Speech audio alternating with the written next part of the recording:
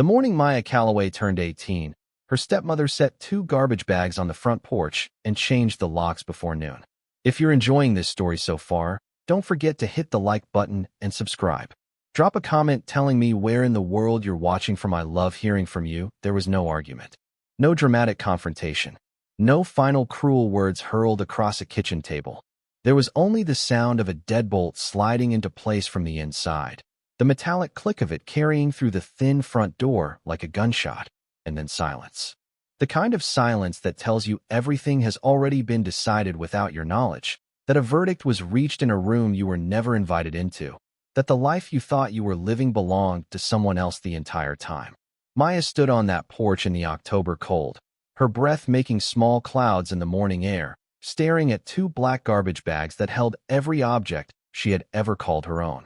A few folded pieces of clothing, a cracked phone charger, the single-framed photograph she'd kept on her nightstand, her father standing in front of a mountain ridge, grinning like the world had just told him a secret he'd been waiting his whole life to hear.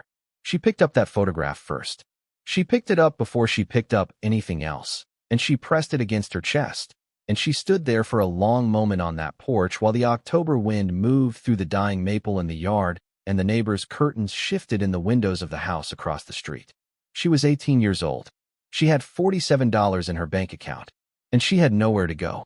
Her father, Thomas Calloway, had died 3 years earlier. A quiet man by anyone's account, but the kind of quiet that held enormous depths beneath it, like still water over a canyon floor.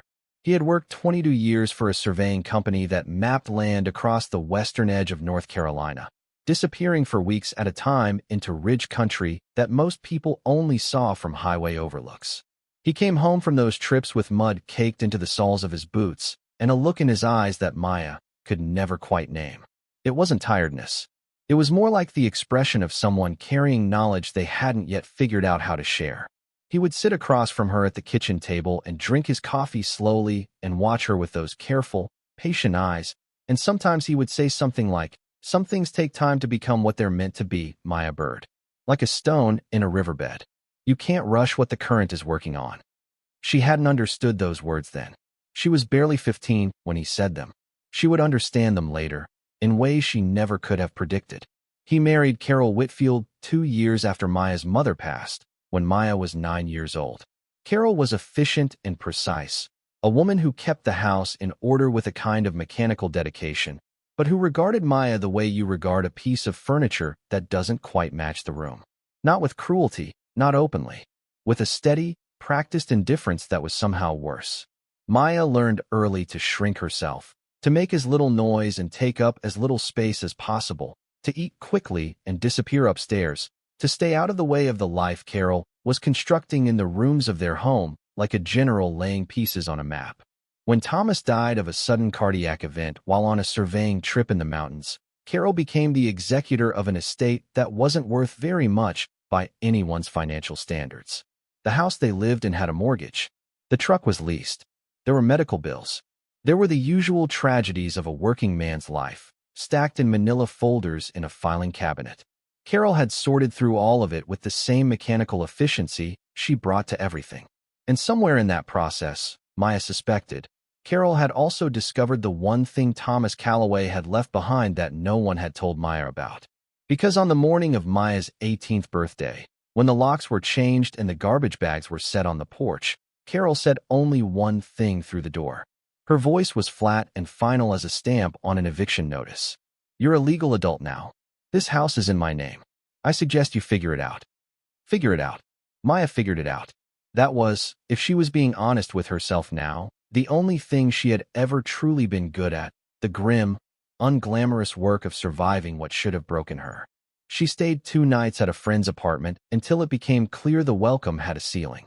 She found a shelter on the east side of Asheville that took in young women aging out of difficult situations, and she slept in a cot in a room with 7 other women, and she did not cry, because crying required energy she needed for other things. She applied for every job she could find that didn't require a car she didn't have. She walked to a diner 3/4 of a mile away and got hired to bus tables on the morning shift. She saved. She kept saving. She moved into a shared room in a boarding house. She got a second job answering phones at a medical billing office in the afternoons. The years move the way hard years do, slowly while you're inside them. And then when you look back, they have a kind of compressed brutality, like they happened all at once in a single long gray season. By the time Maya was 23, she had finished an associate's degree at the community college, paying for it one class at a time, and she was working as an administrative coordinator for a geological services firm in Asheville. It wasn't a glamorous job. It was paperwork and scheduling and managing the logistics of field work for people with advanced degrees who sometimes forgot to say thank you. But she was good at it. She was good at it the way her father had been good at reading land with a quiet, attentive patience that other people mistook for simplicity. She had not spoken to Carol in 5 years. She was 26 years old when the phone call came. She almost missed it. She was on her lunch break in the parking lot of the office building, sitting in the second-hand Honda she'd bought the previous year, eating a sandwich she'd packed at 5 in the morning because buying lunch every day was a luxury that still felt like recklessness.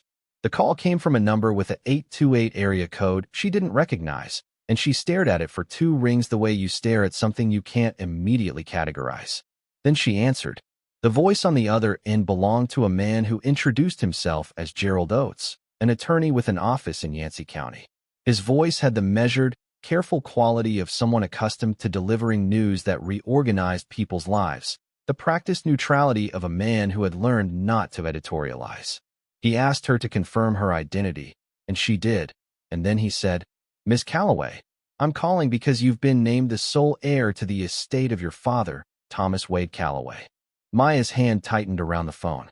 "My father has been dead for 8 years. "That's correct," Oates said. "However, his estate included a parcel of property in Yancey County that was placed in a trust arrangement at the time of his death, held until you reached the age of majority and could be located. I apologize that it has taken this long to reach you. Your contact information had been, let's say, difficult to obtain through the normal channels." She understood what that meant without him spelling it out. Carol had not made it easy for anyone to find her. "What kind of property?" Maya asked. Oates paused, and in that pause she heard him choosing his words. "Approximately 43 acres in the Tow River Valley area.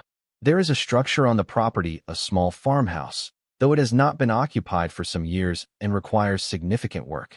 There is also some additional acreage that includes a ridge formation and some natural features. Your father acquired it 20 years ago. He paid almost nothing for it at the time. The seller considered it worthless." Another pause. "I should be honest with you, Miss Calloway. The property is not in good condition. In terms of market value, you would be looking at a very modest figure if you chose to sell." "Why did my father want it?" This pause was longer.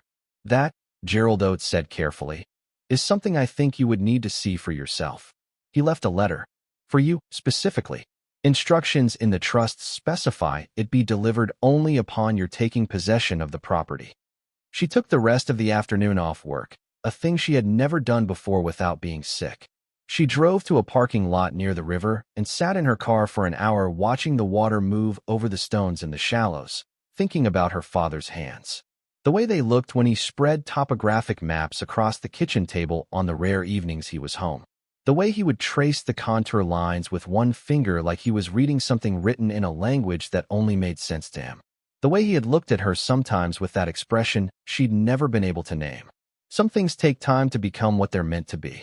She called Gerald Oates back at 4:15. "When can I see the property?" She arrived on a Thursday in early April, following directions that peeled away from the main highway in stages, first onto a county road, then onto a gravel track, then onto what could only generously be called a path. 2 compressed ruts through overgrown grass with a thin strip of weeds between them that scraped the undercarriage of her Honda as she crept forward. The Blue Ridge rose on every side, the ridges still wearing the pale, hazy purple of early spring before the full canopy came in. The sky was enormous up here in a way it never was in the city, wide and slightly indifferent, the kind of sky that made you feel your own smallness without cruelty.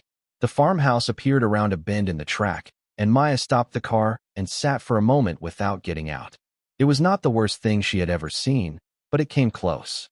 The structure had once been a 2-story wood frame house, painted white, but the paint had given way to weathering years ago, leaving the wood beneath it a silvered gray that gave the whole building the texture of driftwood. The porch roof had partially collapsed on the left side. One of the support posts rotted through at the base and leaning against the railing like a drunk man against a bar.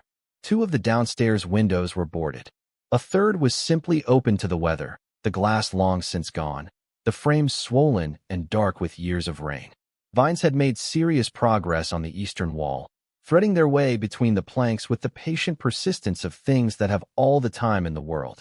The yard, if you could call it, that was knee-high in dried grass and briars with a few fence posts still standing at irregular intervals. The wire between them sagged to the ground. Beyond the house, the property climbed sharply. A wooded ridge rose to the north, covered in second-growth hardwoods and a thick understory, and above that, barely visible through the trees, a limestone escarpment jutted from the slope like a pale shoulder blade. The rock face caught the afternoon light and held it in a way that made it seem almost to glow. Maya found herself staring at it longer than she meant to. Gerald Oates had parked his car behind hers at some point she hadn't noticed, and he was standing at her elbow when she finally got out. A compact man in his 60s with silver-rimmed glasses and the careful, apologetic expression of someone who has delivered disappointing news before and is not entirely sure this time will be different. As I said, he offered significant work. "It's fine," Maya said, and she meant it, though she wasn't sure why. The interior smelled of dust and mildew and the particular staleness of air that hasn't moved in years, the kind of smell that coats the back of your throat. Furniture remained: a table, 2 chairs, a wood stove in the corner, a metal frame bed upstairs, all of it swathed in grime, and the evidence of small animals that had found the place hospitable. The floorboards were solid underfoot, which surprised her. The structure itself, beneath the surface damage, had better bones than it appeared from outside. Her father, she thought, would have known that before he bought it. He would have looked past the surface at the skeleton. Oates handed her a sealed envelope in the front room. Her name was written on it in a handwriting she recognized the way you recognize a voice from childhood, not with your mind, but with something older and deeper in you, something that doesn't need to think. She didn't open it right away. She tucked it into the inside pocket of her jacket, against her chest, and she walked through every room of the house slowly, taking stock, letting the place settle around her the way you let your eyes adjust to a new kind of light. If you're hooked on this story, make sure to subscribe and turn on notifications so you never miss an upload. Your support means everything and helps me bring you more emotional stories like this one. She noticed him on her second pass through the front room.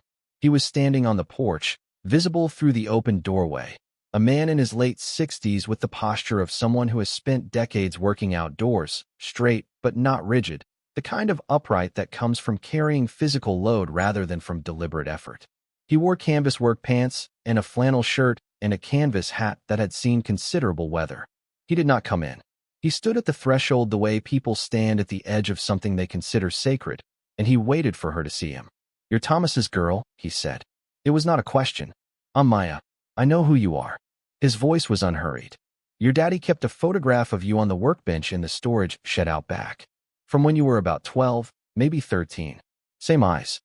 He looked at her with the quiet assessment of someone who has learned to read people the way you read terrain for what's true about them, not what they're showing you. "My name is Harlan Webb. I've got a place about 1.5 miles up the ridge. Your father and I were friends for going on 15 years. She studied him. "He never mentioned you." "No," Harlan said simply. "He wouldn't have. He kept things in separate compartments. It's how he managed what he was carrying." He glanced toward the ridge, toward the limestone escarpment visible above the tree line. "I've been watching the property since he passed. Keeping trespassers off, mostly. There've been a few over the years. People who think an empty property is an invitation." "What kind of people?" Harlan looked at her with those careful, reading eyes. "The kind that know something worth knowing is here, but don't know exactly what or where. The kind that make offers through middlemen and get impatient when the answer is no." He paused. "A man named Derek Pratt made 3 separate approaches to Gerald Oates in the last 2 years alone, trying to buy the property out of the trust before you could be located. Development company out of Charlotte. He made it sound like they wanted to put vacation cabins on the ridge." Harlan's expression made clear what he thought of that. They don't want to put vacation cabins on the ridge. Maya's hands were very still at her sides. "How do you know?" Because your father told me exactly what they want. Harlan looked at her steadily. And because I've spent 15 years making sure they didn't get it.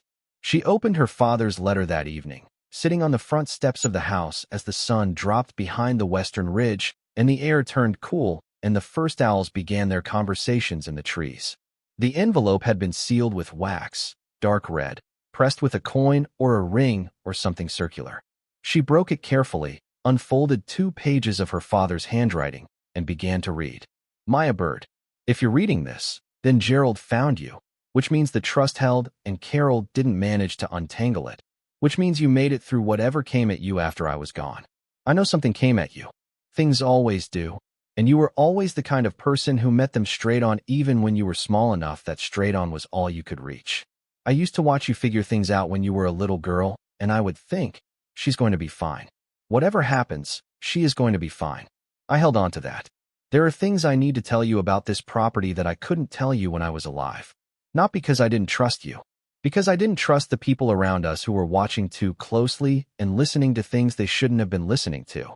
I bought this land in 2004 for $9,000 from an estate sale. The heirs thought they were selling me 43 acres of ridge country that was too steep to farm and too remote to develop. The previous owner, a man named Calhoun Gentry, had lived on this property alone for the last 30 years of his life without ever telling a single person what he'd found here. He told me in the last months of his life, when his health was failing and he needed someone to trust. He chose me because I was the only person who came to see him regularly, bringing groceries and staying to talk when everyone else had written him off as a strange old man on a hill. What Calhoun found, and what I spent the following years confirming with every surveying skill and geological education I could gather, is beneath the ridge. Behind the limestone escarpment on the northern face of the property, there is a cave system, Maya, a sealed cave. Calhoun found the entrance in 1974 and spent a week inside before he understood what he was looking at. Then he sealed it again, and he spent the rest of his life on top of it, and he never told a soul until he told me. What is inside that cave will change your life. But I need you to understand something before you go near it. The moment you open that entrance, forces will move against you. They have been moving already for 20 years, slowly, through legal channels and financial pressure and the kind of quiet intimidation that leaves no fingerprints. The man your stepmother introduced you to once at Thanksgiving dinner, gray suit, very certain of himself, asked you questions about school that weren't really questions about school, that was Franklin Pratt. His son Derek runs the company now. They have had this property under surveillance, in one form or another, since 2006, when a geological survey company they contracted picked up anomalous readings from a satellite study of this ridge system. They know something extraordinary is here. They do not know the entrance. They do not know what Calhoun Gentry knew. But they are patient men, and they have resources, and they will not stop. What you have, Maya Bird, is the truth, and the knowledge of where it lives. There is a man named Harlan Webb who will help you if you let him. Trust him completely. He is the best person I have known in my adult life, and I owe him more than I can put in a letter. The entrance is behind the third rock formation east of the escarpment's base, where the mountain laurel grows thickest. There is a flat stone, roughly the shape of a table, with 4 chisel marks on its upper face that Calhoun made in 1974. You'll know them when you see them. They look like compass points. Lift the stone's eastern edge. What lies beneath will require light and courage and patience. You have all 3. I love you more than I have words for. I'm sorry I'm not there. Your father. Maya sat on those front steps for a long time after she finished reading, the letter folded carefully across her knees, the darkness coming in from the east and the stars appearing one at a time, as they always did, as if arriving from somewhere distant on some schedule of their own. The owls were louder now. The ridge above her was a black shape against the deep blue of the sky, and the limestone escarpment caught the moonlight and threw it back in a pale, cold gleam. She had spent 8 years building a life from $47 and 2 garbage bags. She had learned not to be shocked by the scale of what people were willing to do to other people in the service of their own comfort or gain. Carol had thrown her out with the mechanical certainty of someone taking out the recycling. And somewhere between that porch and this one, Maya had developed a quality she couldn't have named at 18, but could name clearly now. It wasn't hardness. It was more like density, the kind of substance a stone develops inside a river. All that pressure and movement, and what it produces isn't damage. It's something smoother and more permanent than what you started with.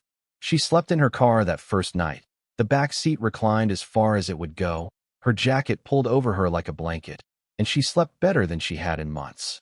In the morning she drove back to Asheville, called her boss, took 3 days of leave she had never used, and came back with supplies.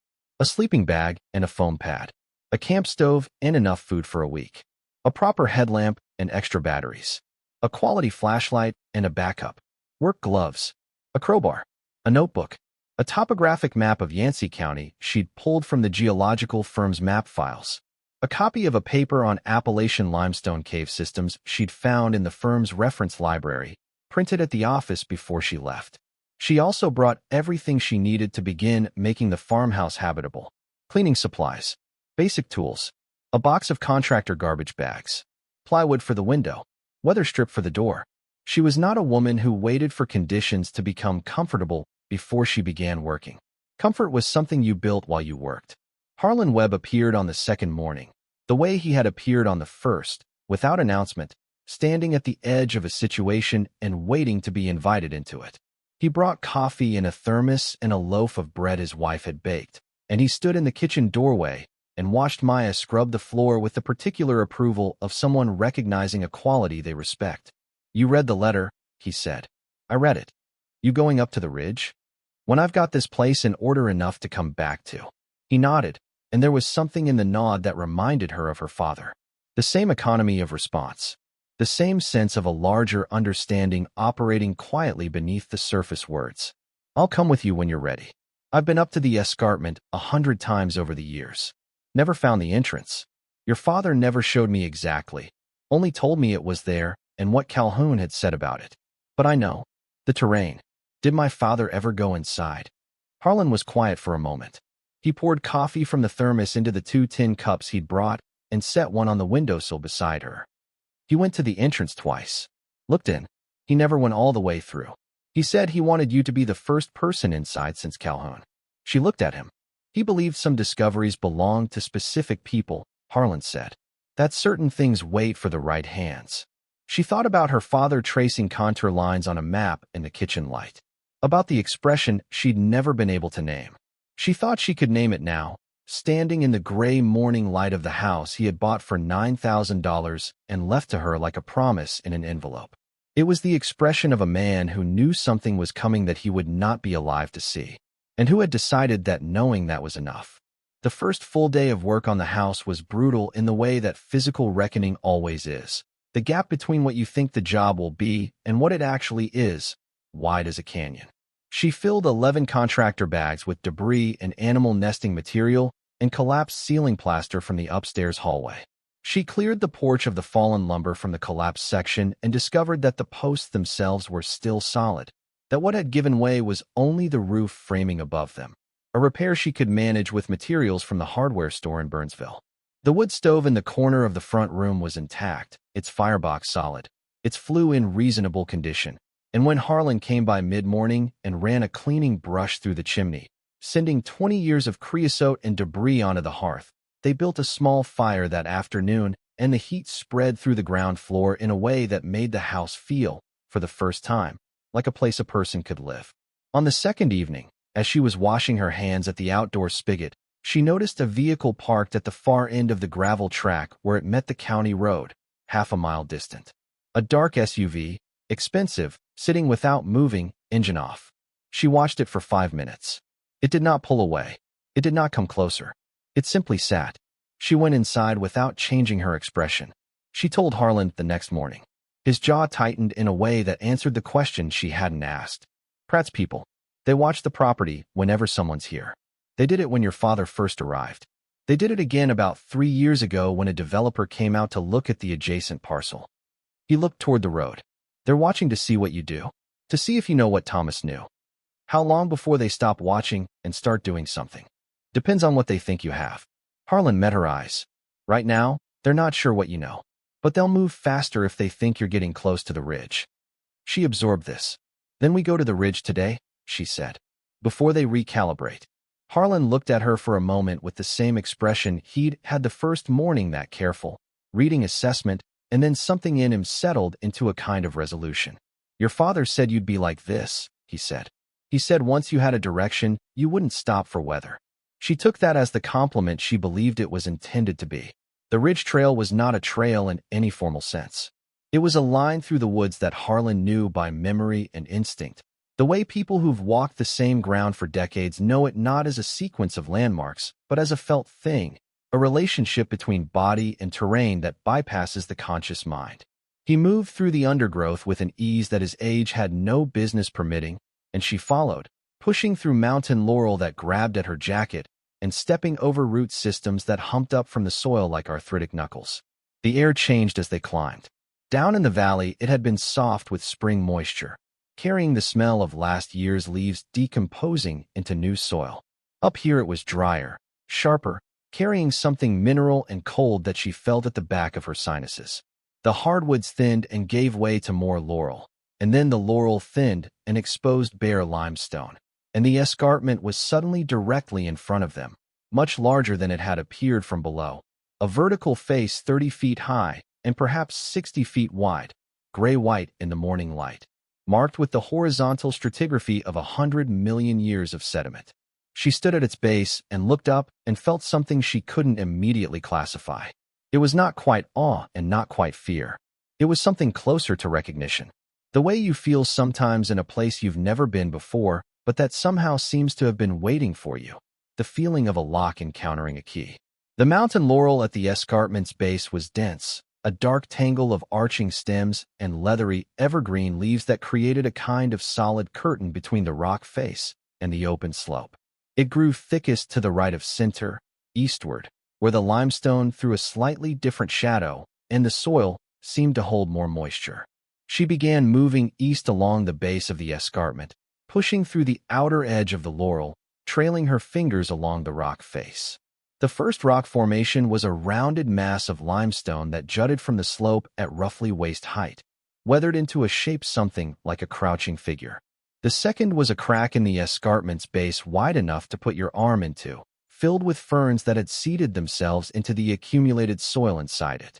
The third was a flatter mass, closer to the ground, its upper surface nearly level, roughly the size and shape of a dining table laid on the slope. She saw the chisel marks before she fully registered she was looking for them. 4 of them, cut into the stone's upper surface with the deliberate intention of someone marking a thing they meant to come back to. Roughly an inch wide and 2 inches long, cut at compass angles, north, south, east, west. Calhoun Gentry's handwriting in stone. 50 years old, and still perfectly legible to anyone who knew to look. She looked at Harlan. He was watching her with his hands in his jacket pockets, very still. She knelt beside the stone. The eastern edge, her father's letter had said. She worked her fingers into the gap between the flat stone and the ground beneath it, feeling the roughness of the rock against her fingertips, feeling the cold that came up from below. She pushed her fingers deeper.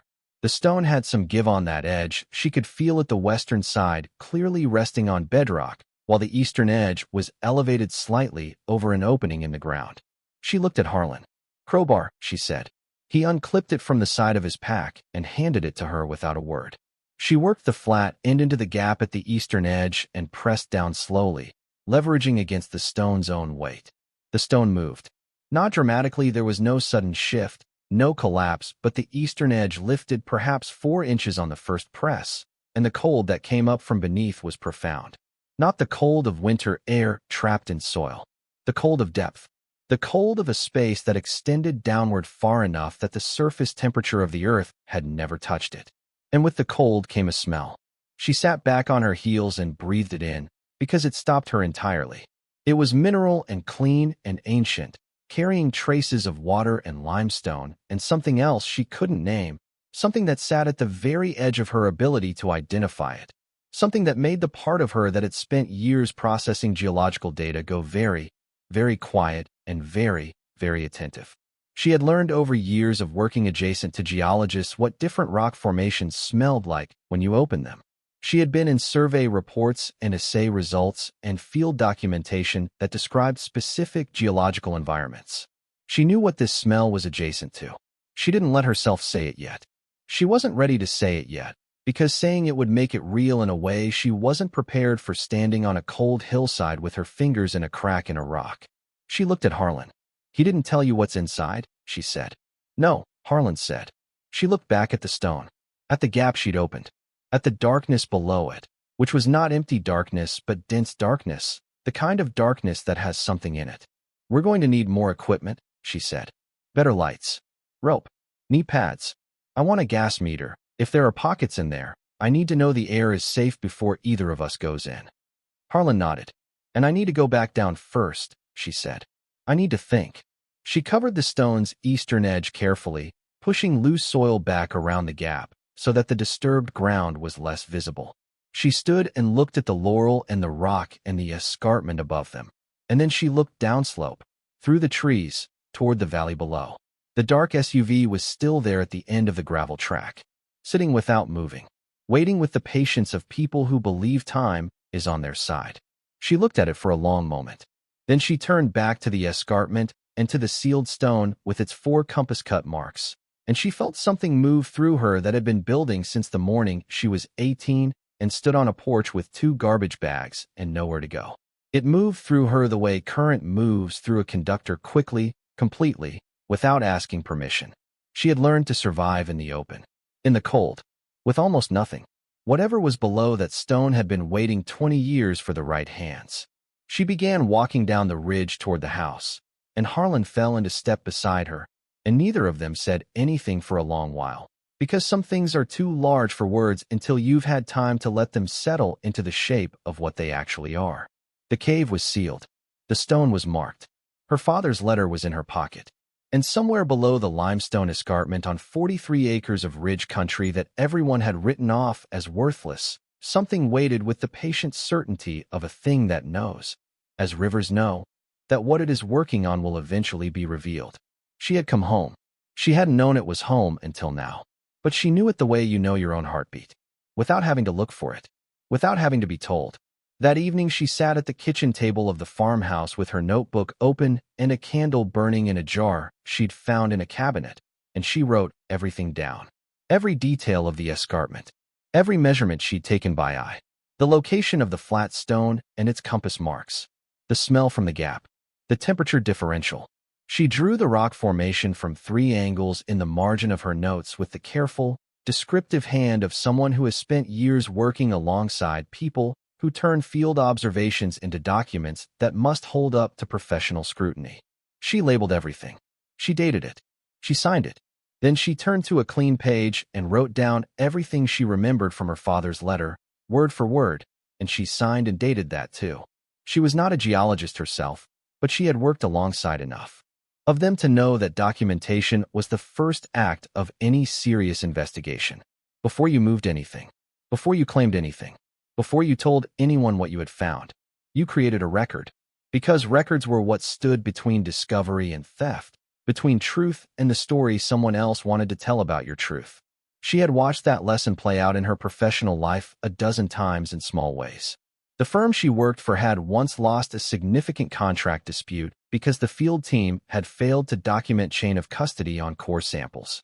She had watched a junior geologist have his findings dismissed as contaminated because he hadn't photographed the sample site before touching it. Evidence without context was argument without ground. She understood that now in a way she hadn't fully understood it when she first learned it, because now it was personal. Now the stakes had the weight of everything her father had kept safe for 20 years.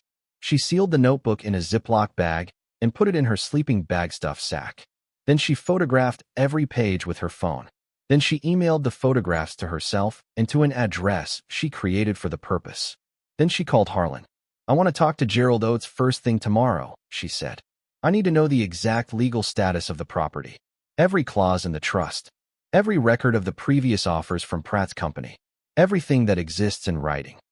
"I can be at his office at 8, Harlan said. "So can I," she paused. "Is there anything on this property that would make it vulnerable? Any outstanding claims, liens, boundary disputes, anything Pratt could use?" Harlan was quiet for a moment. "Nothing that I know of. Your father was very careful about that. Had the boundary survey redone twice. Made sure every tax payment was recorded. He knew that if Pratt's people couldn't get the land through purchase, they'd try to find a legal lever. A pause.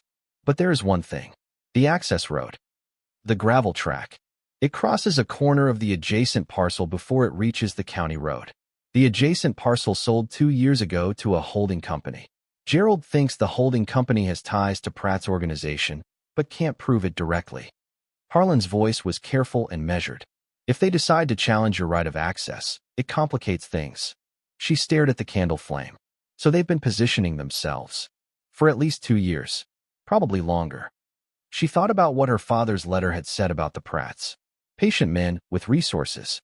She thought about the dark SUV at the end of the gravel track, sitting without moving, engine off, watching with the particular patience of something that has decided waiting is a form of strategy.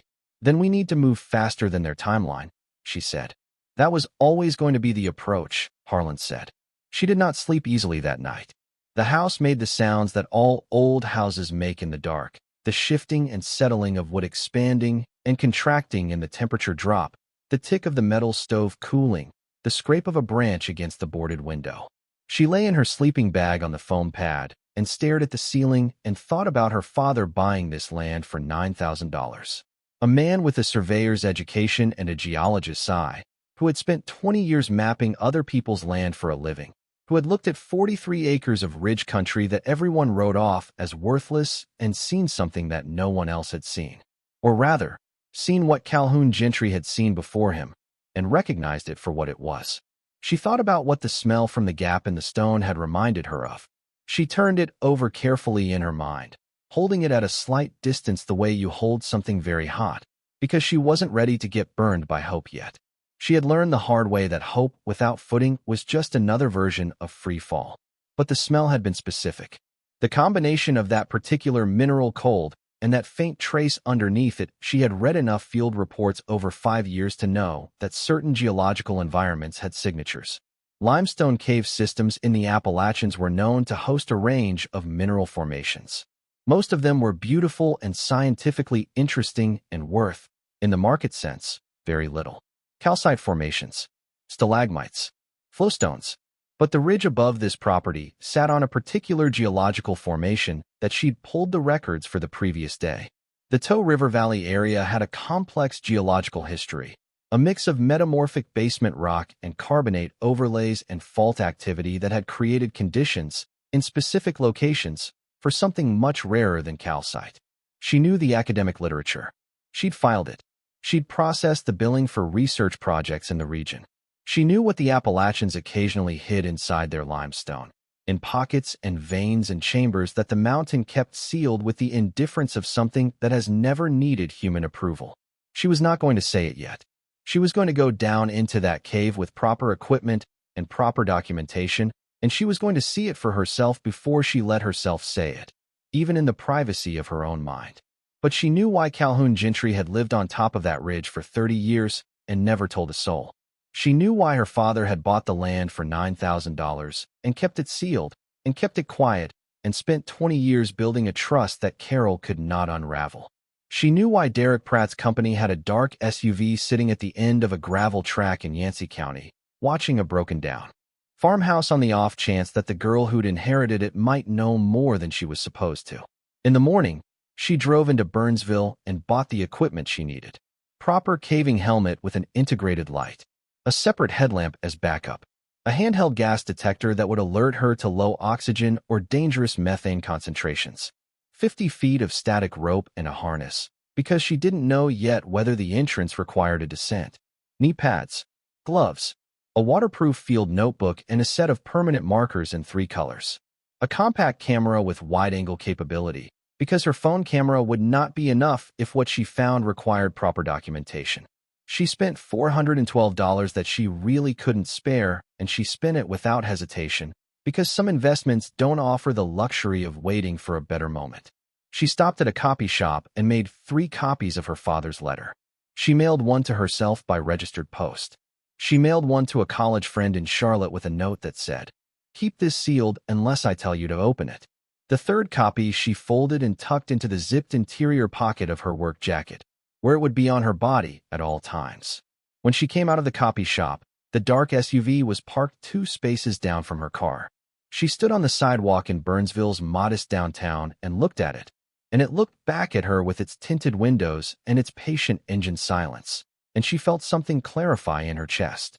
Not anger. Something colder and more useful than anger. The recognition that this was real, that the forces arrayed against her were real and organized and had resources she couldn't match, and that she was going to be in serious trouble very soon unless she moved with absolute precision. She took a photograph of the SUV's license plate with her phone. She sent it to Harlan with a text that said, "Can you run this?" He texted back 4 minutes later, "Already on it." She went to meet Gerald Oates. His office was above a hardware store on the main street, reached by a staircase that creaked reliably on every other step. He had a small, paper-dense office with a window that looked out onto the street below, and he was already standing when she came in, as though he'd been expecting her earlier in the day and had been listening for the stairs. "The trust is clean," he said, before she sat down. "I pulled everything again last night. Your father was meticulous. The property taxes are paid through the end of the year from the trust account. The boundaries are documented 6 ways from Sunday. There is no outstanding mortgage, no lien, no recorded easement across the property itself." He paused. "The access road is the one soft point. Harlan told me. The holding company that owns the adjacent parcel has not yet moved to challenge your right of access, but the fact that they own it is a threat they can deploy whenever they choose." He settled into his chair. "It is also," he said carefully, "a pressure tool. If they challenge your access, it ties you up in a boundary dispute for months at minimum, during which time you are legally vulnerable to arguments that the property is not being maintained or secured to the standard required by the trust." She thought about this. What would it cost to purchase an easement, to make the road access legally bulletproof? The holding company would have to agree to sell one, and they would not, because their interest is in the opposite outcome.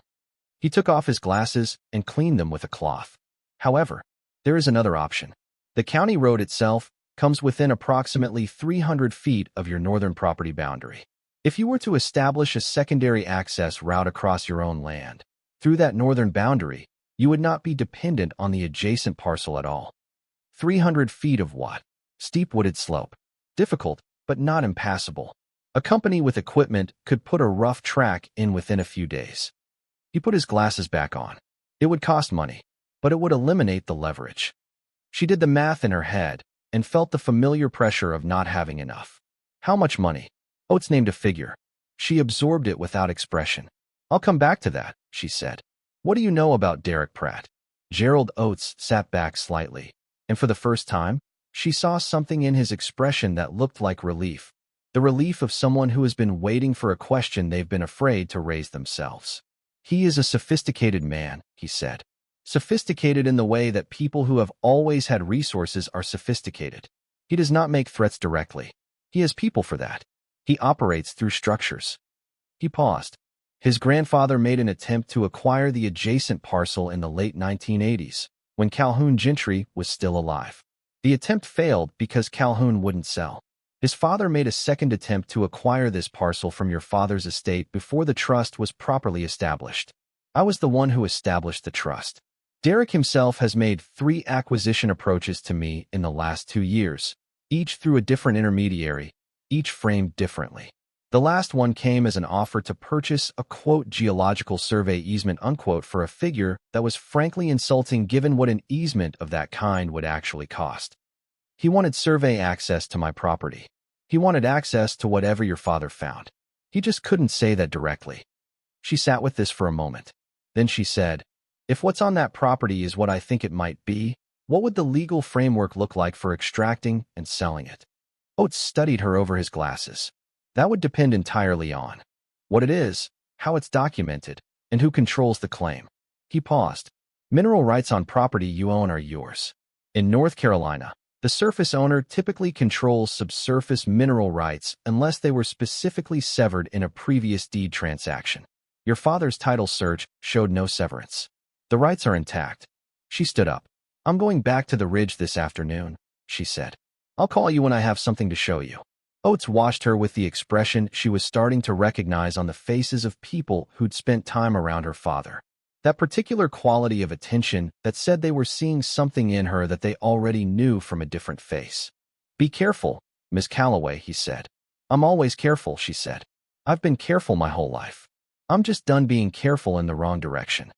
She went back to the farmhouse, loaded her equipment into her pack, laced her boots, and started up the ridge. Behind her, at the end of the gravel track, the dark SUV had not moved. Above her, the limestone escarpment caught the afternoon light and held it, pale and patient, like something that has been keeping a secret so long it has forgotten there was ever a time when it wasn't. The mountain laurel closed around her as she climbed, and the air turned cold and mineral, and the sounds of the valley fell away below her, and the flat stone with its 4 compass marks waited at the base of the escarpment exactly where she had left it, marked by a dead man's hands in 1974 and sealed with the weight of everything her father had believed she was strong enough to carry. She knelt beside it. She ran her fingers across the 4 chisel marks. She put on her helmet and checked the light. She checked the gas detector and watched the readout stabilize in the green. She took a breath. She put the crowbar to the eastern edge of the stone and began to lift. The stone moved the way a secret moves when it finally decides it is done being kept. Slowly at first, with resistance, with the weight of decades pressing against the effort, and then with a kind of surrender, the eastern edge lifting clear of the ground as she leaned into the crowbar and Harlan crouched at the opposite corner with both hands braced against the rock's flat face. The two of them working in the careful, coordinated silence of people who understand that the thing they are opening does not need to be rushed. The gap widened. Cold air exhaled from below, a long, slow breath from a depth that had been holding it for 50 years, and the smell came with it, stronger now that she wasn't just getting the edge of it through a crack, but the full body of it, the full signature of what lay below. Mineral and ancient, and carrying that particular undertone she had been turning over in her mind since yesterday. She paused with the crowbar still engaged and let herself breathe it in, and in her chest something tightened with a precision that had nothing to do with fear. She knew what that smell was. She had known since yesterday. She just hadn't let herself say it yet. Harlan read her expression. You recognize something? I think so. She kept her voice level. I want to be inside before I say it out loud. He nodded, accepting this without question, in the way of someone accustomed to the discipline of not speaking a thing until you are certain enough to defend it. They worked the stone fully clear, sliding it sideways on the grade of the slope until the opening below was exposed in its entirety. It was roughly oval, perhaps 3 feet wide and 2 feet tall at the widest point. Clearly not a natural formation, the edges showed the careful work of someone with a rock chisel and patience, the limestone shaped and smoothed to create a reliable passage. Calhoun Gentry had done this work in 1974, and the craftsmanship of it, even now, showed the care of a man who intended to use this entrance many times and wanted it to hold. Maya checked the gas detector. The readout held steady in the safe range. She checked her helmet light, checked the backup headlamp clipped to her jacket, and looked at Harlan. I go first. You follow once I signal from below. If you're enjoying this story so far, don't forget to hit the like button and subscribe. Drop a comment telling me where in the world you're watching from. I love hearing from you. She went in feet first, sitting at the edge of the opening and lowering herself into the cold with the careful movements of someone who knows that what you can't see beneath you requires more respect, not less. The passage angled downward at perhaps 30 degrees, the walls of it close enough that she could feel them on both shoulders, the limestone rough under her gloves. She moved slowly, using her boots to feel for purchase on the passage floor, her headlamp throwing a cone of white light down the slope ahead of her. The smell intensified around her. The cold deepened. The world above the ridge, the laurel, the farmhouse, the dark SUV at the end of the gravel track became something remote and theoretical, the way the surface world always becomes when you go beneath it. The passage ran for approximately 20 feet, angling down and slightly east, and then it opened. She felt the space before she saw it. The walls stopped pressing on her shoulders. The air changed character from the close, channeled cold of the passage to something wider and deeper, a cold that moved in slow currents, a cold that understood it had room.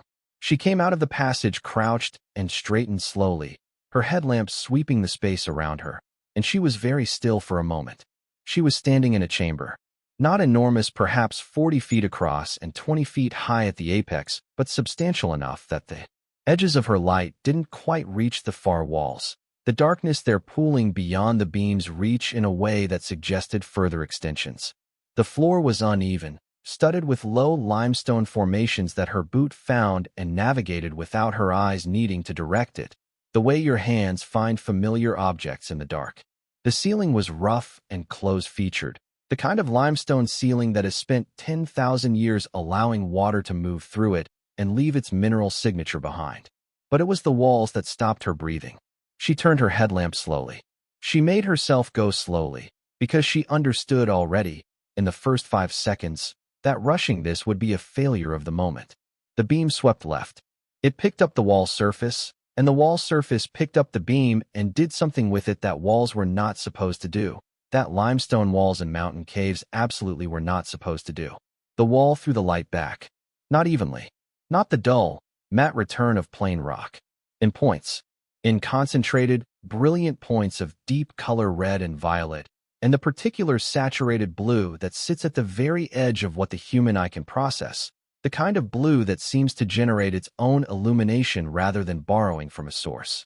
The points clustered in a band that ran from roughly knee-height to well above her head, interrupting the gray limestone in a vein that traced the chamber wall and disappeared into the darkness to the right, continuing around the curve of the space in a direction she hadn't yet followed.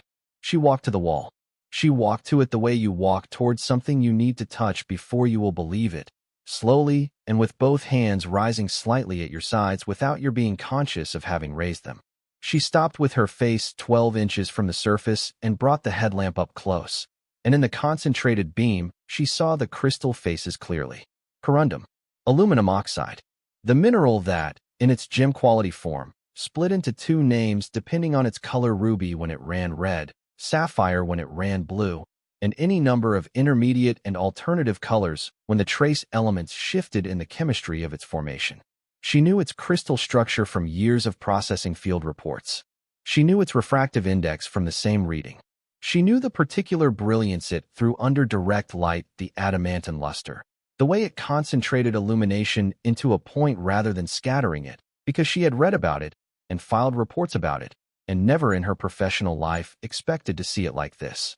Not a single stone, not a pocket, a vein, running through the chamber wall with the casual abundance of something that had no idea what it was worth because it had been here long before the concept of worth existed.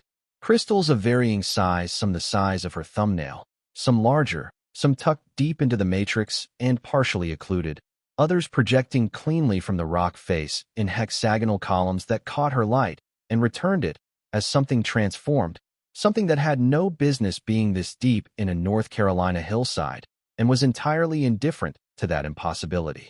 She called up the passage. "Harlan, come down." She heard him working through the entrance, the careful sounds of a man navigating the slope with the deliberate economy of someone who has learned to be exact about his movements. He emerged from the passage end and straightened beside her, and she heard his breath change when his own headlamp swept the wall. He said nothing for a moment. Then he said, very quietly, "Sweet Lord." "Corundum," she said. "Gem-quality corundum. The red specimens are rubies. The blue are sapphires. They're embedded in a meta-limestone matrix. The host rock has been through enough metamorphic pressure over enough time to create the conditions for corundum crystallization at this kind of scale." She was keeping her voice level with conscious effort, the way you keep a vehicle on the road when the road is narrower than you'd like. This is not a small pocket. This is a vein system, and it's not just this chamber. She turned her headlamp to the right, where the vein disappeared around the curve of the wall into darkness, into the extension of the cave that she hadn't yet explored. Calhoun spent a week in here in 1974. He didn't describe just one room. He described rooms. Harlan looked at her. In the doubled light of their headlamps, his face was very still and very serious. "How much?" he said. "I won't guess," she said. "Not yet. I need to document this space completely before I move to the next chamber. I need photographs and measurements and sample documentation. And I need a professional assay." She paused. "But I will tell you what I know. Gem-quality corundum of this apparent scale and quality in a documented deposit in the continental United States, which is extraordinarily rare, does not have a small number attached to it." She pulled the compact camera from her pack. She opened the waterproof field notebook to the first page. She uncapped the permanent marker, and she began to work. She spent 4 hours in the cave that first afternoon. 4 hours of systematic documentation, moving through the first chamber with methodical thoroughness, photographing every section of wall, measuring the vein's width at 10 different points along its length, noting the variation in crystal size and color distribution and the degree of occlusion in the host matrix. She did not take samples. She would not take samples without the proper equipment and chain of custody protocol. She was building a record, not a collection. The first chamber connected to a second through a low arch in the eastern wall, low enough that she had to duck, high enough to walk through upright if she kept her head down. The second chamber was larger, perhaps 60 feet at its widest, with a ceiling that rose to what she estimated was 30 feet at the apex, the exact height impossible to gauge in the dancing shadows of her headlamp. The floor sloped downward toward the far end, where she could hear the faint sound of water, a thin trickle somewhere deep in the formation, and the vein system continued. Here it ran not just along the walls but appeared in the floor, great embedded masses of crystal breaking through the limestone in clusters that forced you to step around them carefully, that made the floor look, in the sweeping light, like a field of dim stars. In the far corner of the second chamber, where the ceiling came down toward the floor and the space narrowed again into what appeared to be a further passage, there was something that stopped her completely. A single crystal, projecting from the wall at eye height. Not embedded in matrix the way the others were. Not clustered. Solitary. Perhaps 4 inches in length, hexagonal, almost entirely unoccluded, and a color she had to stand still and breathe through to fully process. It was red, but the word red was not adequate. It was the red of a thing that has concentrated all the red that has ever existed in one place, at one time deep and saturated, and internally lit in the way that the finest rubies are internally lit, as though the stone itself is producing light rather than reflecting it. The particular quality of color that gemologists called pigeon's blood, the most prized designation in the ruby classification, a color that commands figures per carat that most people only encounter in auction catalogs and museum exhibition labels. She stood in front of that single crystal for a long time, long enough that Harlan came to stand beside her without speaking, both of them understanding instinctively that this was not the moment for words. She photographed it from 6 different angles. She measured its projection from the wall 4¼ inches. She noted its clarity grade by eye exceptional, by any standard she had read about and filed reports about, and never expected to encounter in any form of her actual life. Calhoun Gentry had spent a week in here in 1974 and then sealed the entrance and lived on top of it for 30 years and never told a soul. She understood that now with a completeness she couldn't have accessed from the surface. She understood it the way you understand something that you have to be inside to feel. Because what was down here was not just valuable. It was the kind of thing that, if it became known in the wrong way at the wrong time, would bring forces to this hillside that would tear it apart. And whatever Calhoun had understood about those forces, whatever he had known about the kind of men who pursue this kind of thing, it had been enough to make silence the only answer he could live with. Her father had known it too. That was why the letter. That was why the trust. That was why 20 years of careful maintenance of a secret that he could have cashed in on at any time and chose instead to preserve for hands he trusted more than his own. She climbed back out of the cave in the late afternoon, emerging into the mountain laurel and the cool air and the long light of a day that had moved without her noticing. She sat on the flat stone with her back to the escarpment and her face to the valley below, and she breathed slowly and let the scale of what she had just seen settle into her body, which was the only place large enough to hold it. If you're hooked on this story, make sure to subscribe and turn on notifications so you never miss an upload. Your support means everything and helps me bring you more emotional stories like this one. Harlan sat beside her without speaking for a while. The valley was copper and gold in the late light, the ridges beyond it going blue, the sky above them holding the last thin clarity of the day before it began its transition into dusk. A hawk rode a thermal somewhere above the ridge, not working, just being held up by something invisible and reliable, and she watched it without thinking about anything for the length of time it took to cross from one side of the sky to the other. Then she said, "We need a gemologist. Someone with credentials and no connection to anyone in this county." "I know someone," Harlan said. "Your father used him once, years ago. A man named August Reeves. He teaches at Appalachian State. He's been retired from active consultancy for about 4 years, but your father trusted him completely. He said Reeves was the kind of man who understood the difference between appraising something and claiming it. Can you reach him? I can try.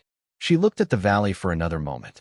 Then she said, carefully and quietly, as though saying it out loud for the first time gave it a weight she wanted to distribute slowly. Harlan, I think the deposit in that cave system could be worth something in the range of $300 million. The number sat between them in the cooling air. Harlan was very still. You're sure? I'm not sure of anything yet. I need Reeves. I need proper assay. I need measurements of the full extent of the vein system, which runs into at least 2 chambers and probably more. She paused. But the quality of what I saw in there, the color, the clarity, the size of the individual crystals is consistent with deposit values in that range. And the scale of the vein system, even conservatively estimated, supports it. She looked at him. My father bought this land for $9,000. Harlan let out a breath that was almost a sound, but not quite. And Pratt's people have been watching it for 20 years. They knew something was here. They didn't know what.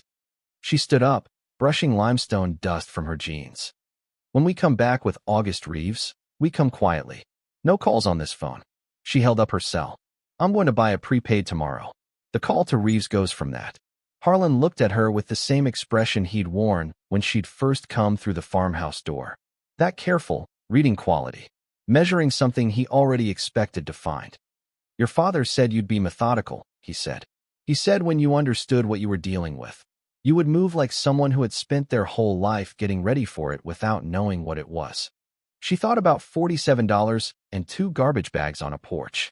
She thought about the boarding house and the diner and the 5:30 mornings and the community college and the years of processing other people's field notes, other people's discoveries, other people's work, building knowledge that never had anywhere to land until now. She said simply. I just didn't know it at the time. She drove down the ridge as the last light left the sky, and the dark SUV at the end of the gravel track had a second vehicle beside it, now a white pickup. Unfamiliar, its bed empty. 2 sets of watchers. She photographed both license plates without stopping the car and drove on toward Burnsville without glancing in her rearview mirror, because she had already understood that letting them know they were visible to her was a form of information she wasn't ready to give away. She bought the prepaid phone at a gas station 12 miles from the property.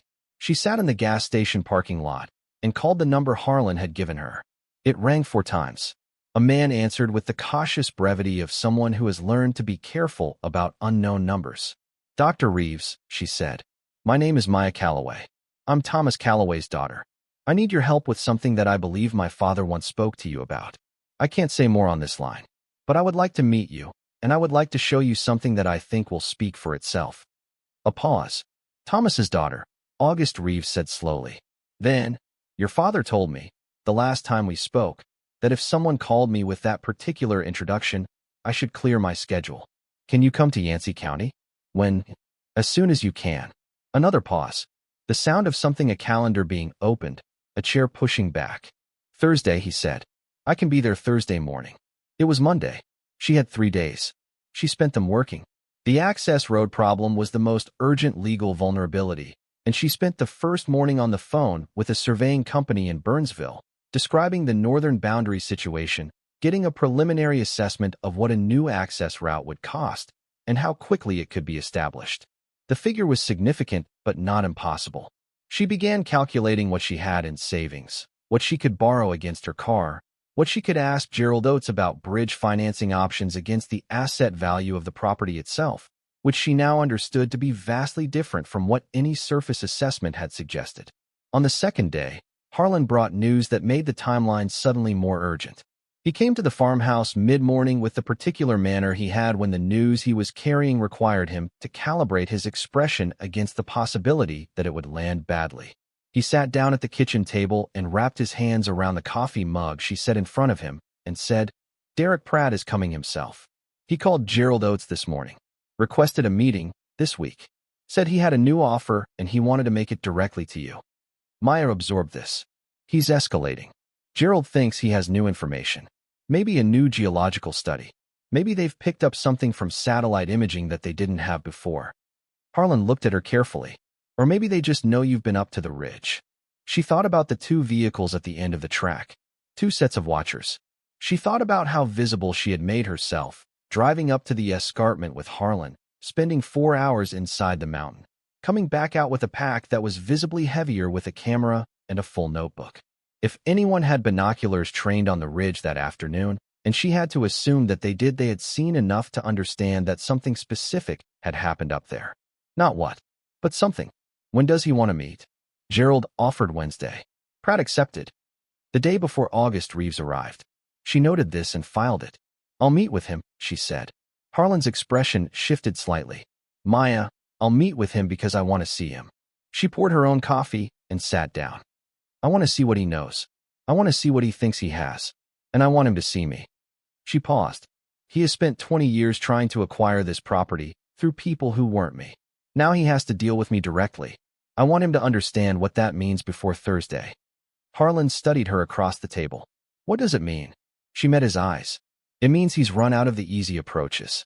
Derek Pratt arrived at the farmhouse at 10 o'clock on Wednesday morning in a vehicle that made his grandfather's ambitions look like pocket change, a dark, late-model SUV driven by someone who stayed in the vehicle after Pratt got out.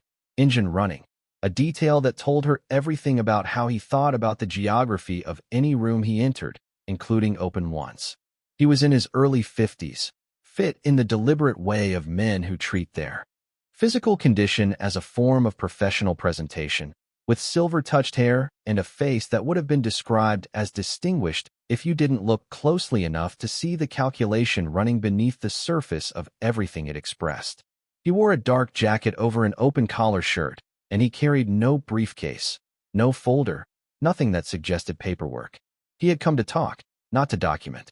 He extended his hand when she met him at the porch steps, and she shook it because she was not going to give him the satisfaction of seeing her refuse small courtesies. His grip was the practiced grip of a man who has shaken 10,000 hands and learned exactly what information a handshake can project. Miss Calloway. He looked at the farmhouse, and in his expression she could see the assessment happening: the restored porch, the new window glass, the split firewood stacked against the wall, the evidence that she had committed to this place. She watched him file that information and recalibrate, which was what she had wanted him to do. You've made good progress on the property. I have a lot to work with, she said. Would you like to come in? She had made coffee and set 2 cups on the kitchen table, which was the only furniture in the front room. She was not offering him comfort. She was offering him the bare minimum of hospitality required to keep the meeting on her terms, which was clarity about the nature of what this was. Pratt sat down and looked around the room with the same assessment he'd applied to the exterior, adding the clean floor and the organized work supplies and the topographic map pinned to the wall above the wood stove to his calculations. Your father was a stubborn man, he said, not unkindly, as a statement of a quality he respected even when it inconvenienced him. I understand that runs in the family. I understand your family has been trying to acquire this property for nearly 40 years, she said. Through your grandfather, through your father, and now through you. 3 generations is a long time to want something. She let that sit for a moment. That kind of persistence suggests a level of certainty about what's here that goes beyond general development interest. Pratt's expression didn't change in any dramatic way, but something behind it did. A very small recalibration. He hadn't expected her to open with that. We have geological survey data that suggests this ridge system has mineral potential. We're a development company with mineral exploration interests alongside our residential portfolio. This is a business conversation. Then let's be businesslike, she said. What's your offer? He named a figure. It was $750,000. She kept her face entirely still and drank her coffee and set the cup down. That's a significant increase from the $15,000 your company offered Gerald Oates 2 years ago. Another small recalibration. He hadn't known she'd been briefed on the sequence of offers. Our assessment of the property's potential has evolved, he said. So has mine, she said. The silence between them had a texture. She could feel him measuring it, trying to determine what she knew. She kept her expression neutral, not hostile, not pleased, not uncertain. Neutral in the way of someone who has already decided the outcome and is simply watching the conversation reach it at its own pace. Miss Calloway, he said, and his tone shifted slightly, carrying just the edge of something that was not quite threat, but was threat's more socially acceptable cousin. I want to be straightforward with you. This property, in its current condition and with its current access challenges, represents a significant financial burden for someone in your situation. The access dispute alone could cost you 6 figures in legal fees before a final determination. We are prepared to offer a clean transaction that removes all of those complications immediately. He paused. $750,000 is life-changing money. She thought about a porch in October and 2 garbage bags and the click of a deadbolt. She thought about the diner and the boarding house and the foam pad on the floor of a house that everyone had written off as worthless. She thought about a single ruby crystal 4 inches long projecting from a cave wall, like a concentrated accusation of everything this man didn't know she knew. "Mr. Pratt," she said, "I'm not selling." His expression cooled by several degrees. "You might want to consider." "I have considered," she said. "Thoroughly. My father spent 20 years protecting this property from your family. I've been here less than 2 weeks, and I already understand why." She stood up. "My answer is no. It will continue to be no. And I'd encourage you to stop watching my property and move your vehicles off the county road, because the next time I photograph your plates, I'm sending them directly to the county sheriff with a formal complaint about surveillance and intimidation." Pratt stood as well, and for a moment they looked at each other across the kitchen table of a farmhouse that should, by every conventional measure, have been worth almost nothing, and was worth something that neither of them had yet spoken aloud. "You're making a mistake," he said. "I've heard that before," she said, from someone who was very certain she was right. She wasn't. He left without looking back at the farmhouse. The SUV pulled away down the gravel track with the smooth, controlled speed of something that is choosing not to hurry because it has not yet decided to accept that it has lost. She watched it go from the porch, and then she went inside and sat down and let her hands tremble for exactly 30 seconds, which was the amount of time she allowed herself, and then she stood up and went back to work. That evening, Harlan brought her dinner in a covered dish. His wife had prepared pot roast and vegetables and biscuits that were still warm from the oven, and they sat on the repaired porch in the cooling air and ate without talking much. The way people eat when the weight of what is happening is too large for conversation to do anything useful about. "He knows," she said, after a while.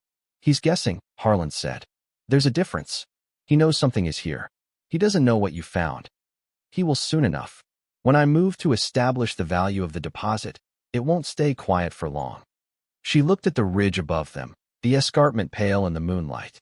"I need August Reeves to give me a documented professional assessment before anyone else gets wind of what's down there. Once I have that documentation, once there is a legal, certified record of what this property contains, it changes everything about my position. It also changes everything about how much pressure Pratt applies. I know." She looked at the biscuit in her hand and then put it down. "He threatened me today. Indirectly, but clearly. The access road, the legal complications, he was describing them as problems, but he was describing them as problems he could deploy against me." She was quiet for a moment. "He's done this before, hasn't he? To other people, other properties." Harlan's jaw tightened in a way she recognized now. The family's history is not clean. There are properties in this county and 2 neighboring ones that changed hands under circumstances that don't fully make sense when you look at the sequence of events. A fire here, a legal dispute there, a sudden financial crisis that forced a sale at a fraction of market value. He looked at her. "Your father knew this. It's part of why he structured everything through a trust. He wanted to make sure that even if something happened to him, the property couldn't be snatched up in the confusion." She thought about her father's letter, the lines she had read and reread and not let herself dwell on too long. Something happened to him. James had said it clearly. Harlan had confirmed it in their first conversation. Her father had not simply died of a cardiac event on a surveying trip. He had died on this property, on this ridge, where he went alone sometimes in the early mornings, and the manner of it had never sat right with the people who knew him. She had not let herself go there. She had kept herself focused on the practical, the operational, the sequence of things that needed to happen.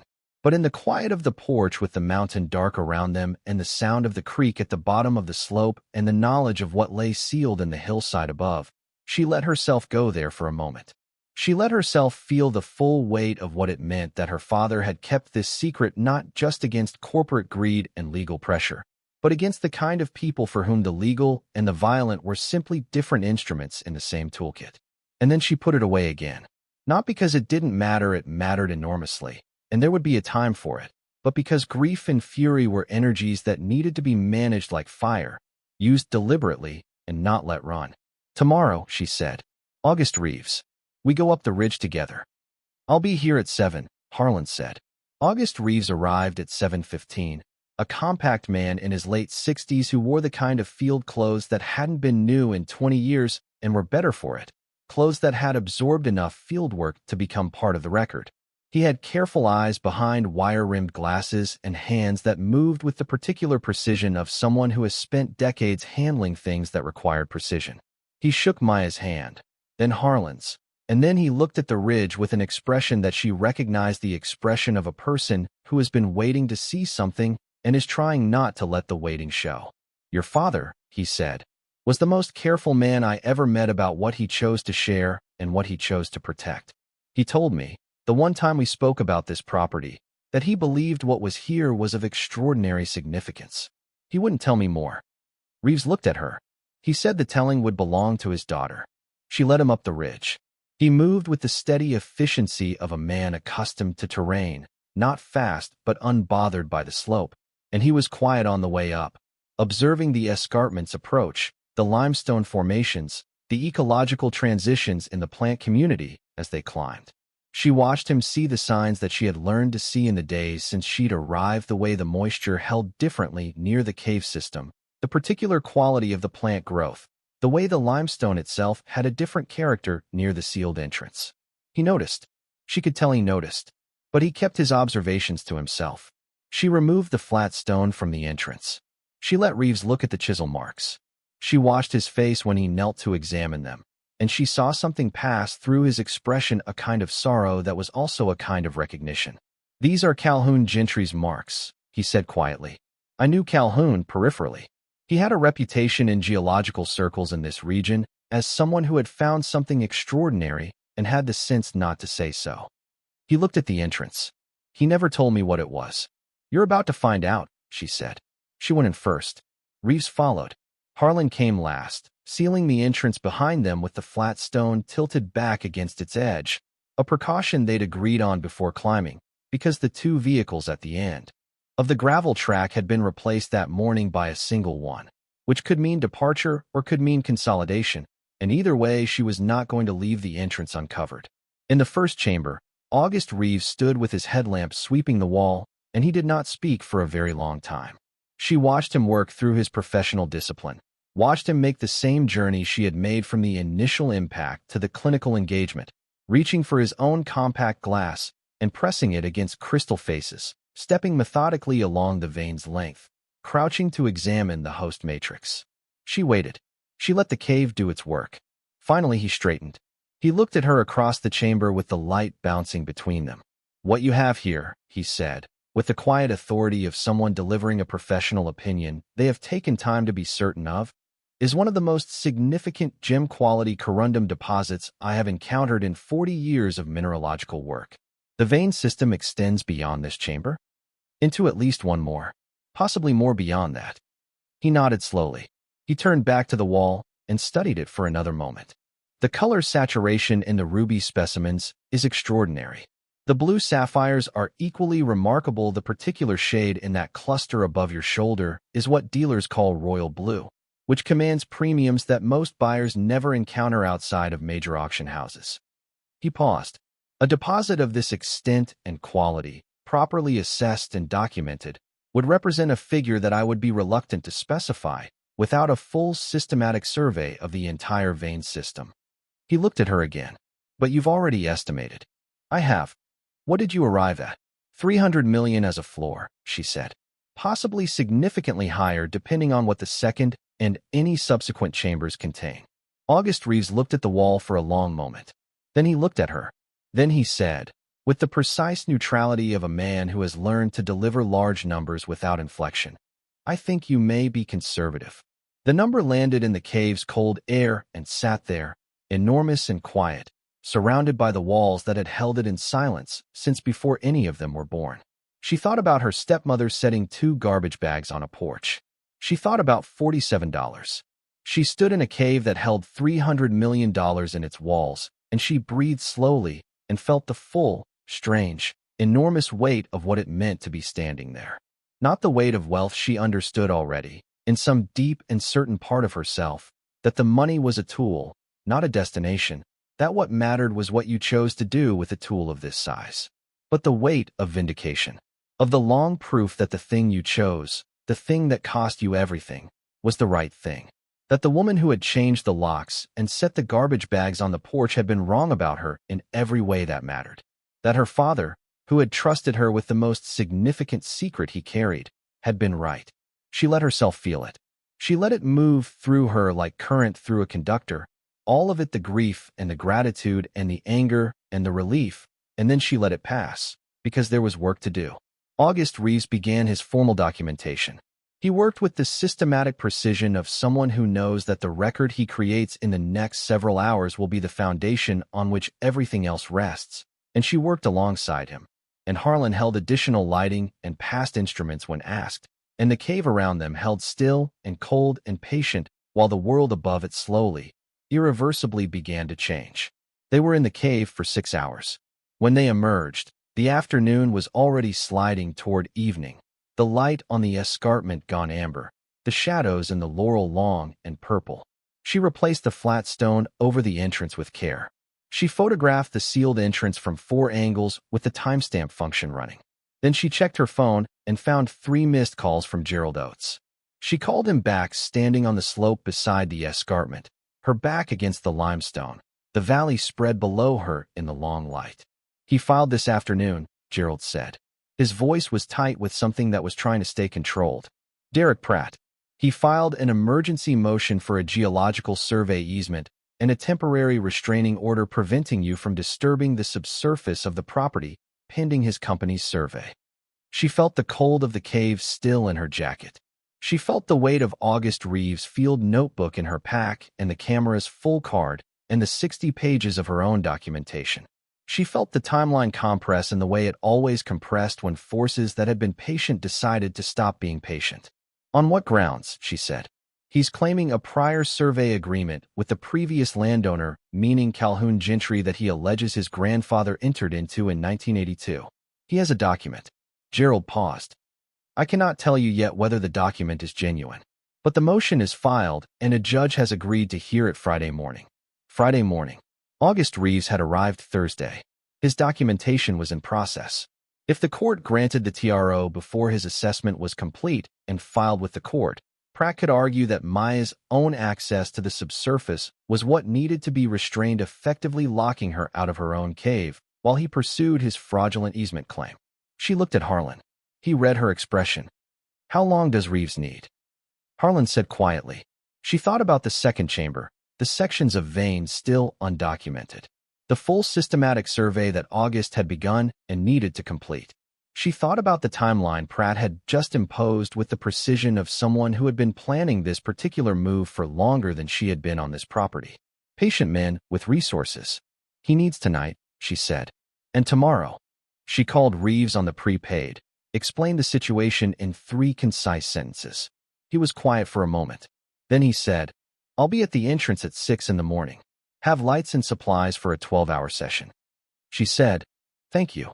She stood on the slope of the ridge in the fading light with the valley below her and the sealed cave above and the knowledge of what was inside it pressing against her chest like a second heartbeat. And she understood that everything that had been building since a porch in October, since 2 garbage bags and a deadbolt and a child standing in the cold with $47 and nowhere to go, had arrived at the moment it had been building toward. She was not afraid. She had been afraid of too many things for too long to be afraid now of something she could actually fight with facts and documentation and the truth of what lay in the stone. She began walking down the ridge toward the farmhouse, and the evening came in around her, and somewhere above the canopy a whippoorwill began its repetitive insistence on being heard, and the escarpment caught the last of the light behind her and held it, pale and absolute. The way stone holds everything it has witnessed without judgment, without forgetting, without letting go. That night she could not stop working. She spread her field notes across the kitchen table and transferred everything into the waterproof notebook in clean, permanent ink, then photographed every page again. She drafted a timeline document on her laptop, a comprehensive chronology beginning with Calhoun Gentry's discovery in 1974 and running through every event she could document her father's purchase, the Pratt family's first approach, the sequence of acquisition attempts, the trust's establishment, her own arrival, the meetings with Gerald and with Pratt himself, and now the emergency court filing. She printed it at the nearest FedEx store in Burnsville, drove there at 9 at night, printed 3 copies, drove back. 1 copy went into the Ziploc with her notebook. 1 went into a sealed envelope she addressed to a second college friend, different city from the first. 1 she kept in the house where she could reach it. She called Gerald Oates from the prepaid at 10:30. He sounded tired in the way of someone who has been on the phone for hours on behalf of a client who has less money than the opposition, but considerably more evidence. The document Pratt filed, she said. The alleged survey agreement from 1982 between his grandfather and Calhoun Gentry. Is there any version of that document in the county records? I've been searching, Gerald said. Nothing recorded at the county. Nothing in the register of deeds. No filed easement, no memorandum of agreement, no notarized copy. If the document existed and was intended to be binding, it was never formally recorded, which means that even if it's genuine, its legal standing is highly questionable. And if it's not genuine, then Pratt has filed a fraudulent document with the court, which is a criminal matter considerably more serious than a civil dispute. Gerald paused. I've already put that point in my response to his motion. I've also subpoenaed the document for authentication review. If it was fabricated, forensic document analysis will show it. She thought about 3 generations of a family circling the same 43 acres for 40 years. About the patience required to keep wanting something that long. About what it did to a person. That kind of wanting, whether it refined you or corroded you. Whether the determination that sustained it was the same as the determination she felt sitting at this table at 10:30 at night in a house her father had paid $9,000 for. She thought it was probably not the same. She thought there was a difference between persistence towards something you believed was yours by right and persistence towards something you had decided to take regardless of whose it actually was. She thought about that distinction for a while. It mattered to her in a way she could feel in her chest but couldn't entirely articulate, and she decided that was all right, that not everything important could be put into clean language, that some things just had to be known and kept. She slept 4 hours on the foam pad and woke before 5 without needing the alarm and lay in the dark listening to the house. And the house was quiet around her, settling into the day before the day knew it had started. She made coffee on the camp stove and drank it on the porch in the black of pre-dawn, and above her the ridge was a darker shape against the still dark sky, and she knew what was inside it, and the knowing was still enormous, still something her body was working to accommodate. But it was beginning to settle into the way that large, true things eventually settle when you stop fighting their size and simply let them take up the room they require. She had been kicked off a porch with 2 garbage bags on the morning she turned 18. She had not had a single year since then that was not defined by the grim discipline of survival. She had not had a morning since her father died where she woke and did not feel, somewhere in the background of everything else, the particular ache of being unmothered and unfathered in a world that moved too fast to notice. She sat on the repaired porch of the house her father had bought with $9,000 and waited for the dawn. And the dawn came the way it always came up here, not gradually the way it did in the city, washing in with the ambient glow of 1,000 lights and the growing noise of the day starting, but suddenly, with intention, the first light hitting the eastern escarpment and throwing it into relief against the sky, sharp and absolute, as though the mountain had decided this was the moment and was not interested in negotiation. She set her coffee cup down and stood up. Harlan's truck came down the track at 6. August Reeves was already in the passenger seat. They were both ready before she reached the truck, and the 3 of them started up the ridge in the fresh morning without speaking, because they all understood exactly what the day required, and there was nothing more to say about it than the work itself. The cave was cold and waiting and completely, comprehensively itself, the way it had been for 50 years and would be for 50 more if given the chance. The crystals in the walls holding their color and their silence and their impossible, patient beauty against the darkness of the deep mountain, unchanged and unchangeable. Indifferent to the legal filing that had been lodged in a county courthouse the previous afternoon by a man who had decided he deserved what was not his. August Reeves opened his field kit at the entrance to the second chamber and looked at Maya. "Let's finish this," he said. She nodded. She turned her headlamp to the farthest reach of the vein system and began to walk toward it. Above them, the mountain held everything in its deep and ordinary silence, waiting with the untroubled patience of stone for the truth of what it contained to be carried, at last, into the light. They worked for 11 hours straight. August Reeves moved through the cave system with the focused efficiency of someone who understands that documentation is not a formality, it is the thing itself, the act that transforms a fact into a fact that can be defended. He worked the second chamber in sections, photographing each quadrant of wall before he touched it, measuring crystal projections with calipers, recording color grades against a standardized reference card he kept in a leather sleeve in his field kit, noting the depth and character of the host matrix with the particular vocabulary of a man who has spent 4 decades translating what stone says into language that courts and institutions and professional bodies can hear and act on. Maya worked alongside him. She had never been in a cave that required professional gemological assessment before, but she had spent 5 years processing the field notes of geological professionals, and she understood the logic of the documentation, the sequence of it, the way each observation built on the previous one to create a record that was not just descriptive but defensible, a record that could withstand challenge because it had been built in the right order with the right instruments by a credentialed professional whose methodology was established and whose conclusions were supported by data rather than impression. Harlan held lights. He passed instruments. He kept water and food accessible in a pack near the chamber entrance, and he checked in periodically with the kind of quiet competence that asked for nothing and provided everything. She had come to understand, over the days since she'd arrived on this property, that Harlan Webb was the kind of man who defined himself entirely through what he was willing to do for people he believed were worth doing it for, and that this quality had nothing to do with weakness and everything to do with a kind of strength that was rarer and more durable than the kind that announced itself.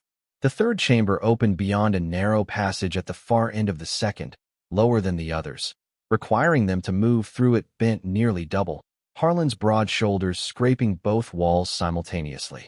The passage ran for perhaps 15 feet and then opened into a space that was smaller than the others, but more concentrated, a room perhaps 20 feet across and 12 feet high, with a ceiling so heavily featured with mineral formations that the light bounced between them in fractured patterns, turning the space into something that looked, when all 3 headlamps were directed upward simultaneously, like the interior of a geode scaled up to the size of a room. The floor of the third chamber was where Reeves stopped and stood completely still for the first time all day. The vein system, which had run along the walls and occasionally through the floor of the first 2 chambers, here came fully to the surface of the ground in a deposit that occupied perhaps a third of the chamber's floor area.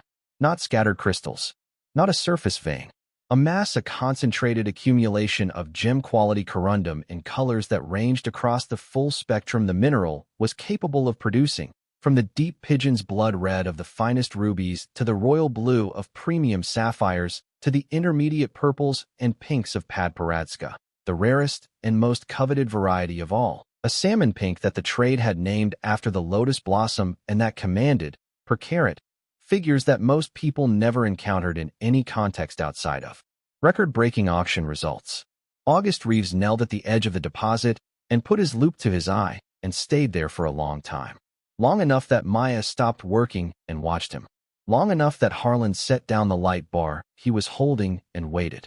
When Reeves finally straightened, he removed the loupe from his eye and put it carefully back in its case and closed the clasp, and the sound of the clasp closing was very small and very clear in the silence of the third chamber. "Miss Calloway," he said, "I owe your father an apology." She waited. "He told me, when we spoke, that what was here was of extraordinary significance. I believed him, because Thomas was not a man who used that word carelessly." Reeves looked at the floor of the third chamber, at the concentrated mass of color and crystal catching their lights and transforming them into something the mountain had been working on for 100 million years. "But I underestimated what extraordinary meant to a man of his precision." He looked at her. "My preliminary estimate which I want to make clear is preliminary. A complete systematic survey will require additional sessions and laboratory analysis of extracted samples. My preliminary estimate for the documented deposit across all 3 chambers is $412 million. The number was larger than she had said, larger than she had allowed herself to think. She stood in the 3rd chamber of a cave beneath a ridge in Yancey County, North Carolina, and she held the number in her mind, and she let it be what it was. She did not cry. She did not make a sound. She stood very still and breathed slowly and let the full weight of it press through her the way the cold pressed through her jacket, not painfully, but completely, touching everything. $412 million. In a cave that everyone had written off. On land that a man had bought for $9,000. Left to a girl who had been thrown out of a house with 2 garbage bags on her 18th birthday. Reeves was watching her. Harlan was watching her. The cave was holding all 3 of them in its old, indifferent silence, and outside, above them, through 40 feet of limestone and soil and root and the surface of the world, a man named Derek Pratt had filed a fraudulent document in a county courthouse and was waiting for a judge to hand him what had never been his. She picked up her camera and went back to work. They emerged from the cave at 5:47 in the evening. She knew the exact time because she checked her phone the moment she cleared the entrance. Standing in the mountain laurel with limestone dust in her hair and cold in her bones, and a camera card full of images, and a field notebook full of documentation, and August Reeves standing beside her preparing to tell her, formally, what he had already told her in the 3rd chamber. "I need to write the preliminary assessment tonight," he said. "I can have a signed document ready by 9 tomorrow morning." "The hearing is at 10, she said. He nodded. "I'll be at Gerald's office at 9. She looked at the flat stone, the compass marks, the sealed entrance. She looked at it for a moment and thought about Calhoun Gentry making those marks in 1974 with a hand chisel and a sense of obligation he couldn't explain to anyone. She thought about her father reading those marks and understanding them. She thought about the chain of custody that ran from Calhoun to her father to her, not a chain of ownership, but a chain of stewardship, one careful hand passing to the next, each one understanding instinctively that the right relationship to this place was not extraction but protection. She replaced the stone. She pressed her hands flat against its surface for a moment, not as ritual, not as ceremony, simply as contact, the way you put your hand on the shoulder of someone you are leaving temporarily and will return to. Then she stood and started down the ridge. Friday morning arrived with the particular clarity of a day that has decided to be itself without apology. The sky above Yancey County was a hard, brilliant blue, the kind that only happens in early spring at elevation when the air is dry enough to carry light without softening it. She drove into town with Gerald Oates' address entered in her phone's GPS, even though she had been to his office 3 times already, because she wanted every part of her attention free for what was coming and not occupied by navigation. August Reeves was already in Gerald's office when she arrived at 8:50, his preliminary assessment printed on 3 pages of professional letterhead, his signature and credentials at the foot of the 3rd page in the form that Gerald had specified, a notarized declaration suitable for submission as expert testimony. Gerald was reading it when she came through the door, and when he looked up at her over his glasses, his expression carried something she had not seen on it before. It was not quite excitement. Gerald Oates was too careful a man for excitement. It was the expression of someone who has just confirmed that the argument he was planning to make is considerably stronger than he had hoped. $412 million, he said. Preliminary, she said. Conservative. Gerald set the document down with a precision that was itself a kind of response. It is my professional opinion, he said, that this changes the character of this proceeding substantially. Does it change our position? It confirms our position. He picked up his own folder and stood up. The document Pratt filed the alleged 1982 survey agreement. I received the forensic authentication results at 7 this morning. The ink chemistry is inconsistent with 1982. The paper stock, while period appropriate in appearance, shows chemical signatures consistent with artificial aging. The typeface on 2 key clauses matches a font that was not commercially available until 1991. Gerald's voice was entirely level. It is a fabrication. She let that sit for a moment. He fabricated a 40-year-old legal document, she said. His attorneys fabricated it. Whether Pratt knew the extent of the fabrication or simply provided a brief, and let them handle the details is something that will take time to establish. But the document is fraudulent. I have the authentication report, and I intend to present it to the judge before any argument on the substance of his motion. She thought about the patience of 3 generations, the precision of the plan, the willingness, when patience ran out, to simply manufacture the truth you needed. She thought about what it revealed about Derek Pratt, not just that he was dishonest, but that he believed the rules were for other people, that the legal system was a tool he could shape to fit his need, the same way he had shaped acquisition approaches and development frameworks and surveillance operations. Everything was instrumental. Everything was a means to the property he had decided he deserved. "Let's go," she said. The Yancey County Courthouse was a brick building with a modest dignity that made no claims about itself beyond what it was, a place where disputes were resolved according to rules that applied to everyone, theoretically, and applied to some people more completely than others in practice, but which remained, in the hands of judges who took their obligations seriously, a mechanism capable of producing genuine justice. Judge Patricia Wentworth took the bench at 10:15. She was a woman in her early 60s with the demeanor of someone who had heard too many arguments to be impressed by volume or confidence, and too many facts to mistake presentation for substance. She looked at the 2 counsel tables with the even, calibrated attention of someone whose job was to find the truth in the space between competing versions of it. Pratt's legal team was 3 attorneys from a Charlotte firm. They were polished and expensive, and they moved through the preliminary motions with the smooth efficiency of people who had done this many times, filing orders with the clerk, referencing case law, making everything they did look like the natural and inevitable consequence of an established position. Gerald Oates was one man with a folder and 40 years of knowing this county's courts. Maya sat beside him and kept her hands still on the table and her face neutral and her breathing slow. Pratt sat at the opposite table in the same dark jacket he'd worn to the farmhouse, and when he turned to speak to one of his attorneys, she caught his profile and saw something she recognized. Not the confident man who had named a figure and waited for her to take it. Something tighter. Something that had spent the night calculating and recalculating and had arrived at this morning with the particular tension of someone who has committed to a position they are no longer certain is solid ground. He had not expected her to still be here. She understood that clearly now. He had expected the access road threat, the legal complexity, the financial pressure of a court date, the sheer intimidation of being outgunned by a Charlotte firm, to have sent her to Gerald with instructions to negotiate a sale. She was supposed to have folded. All the instruments he'd deployed had been designed to produce that specific outcome, and she hadn't folded, and he didn't fully understand yet why, and that uncertainty was the tightness she could see in his jaw.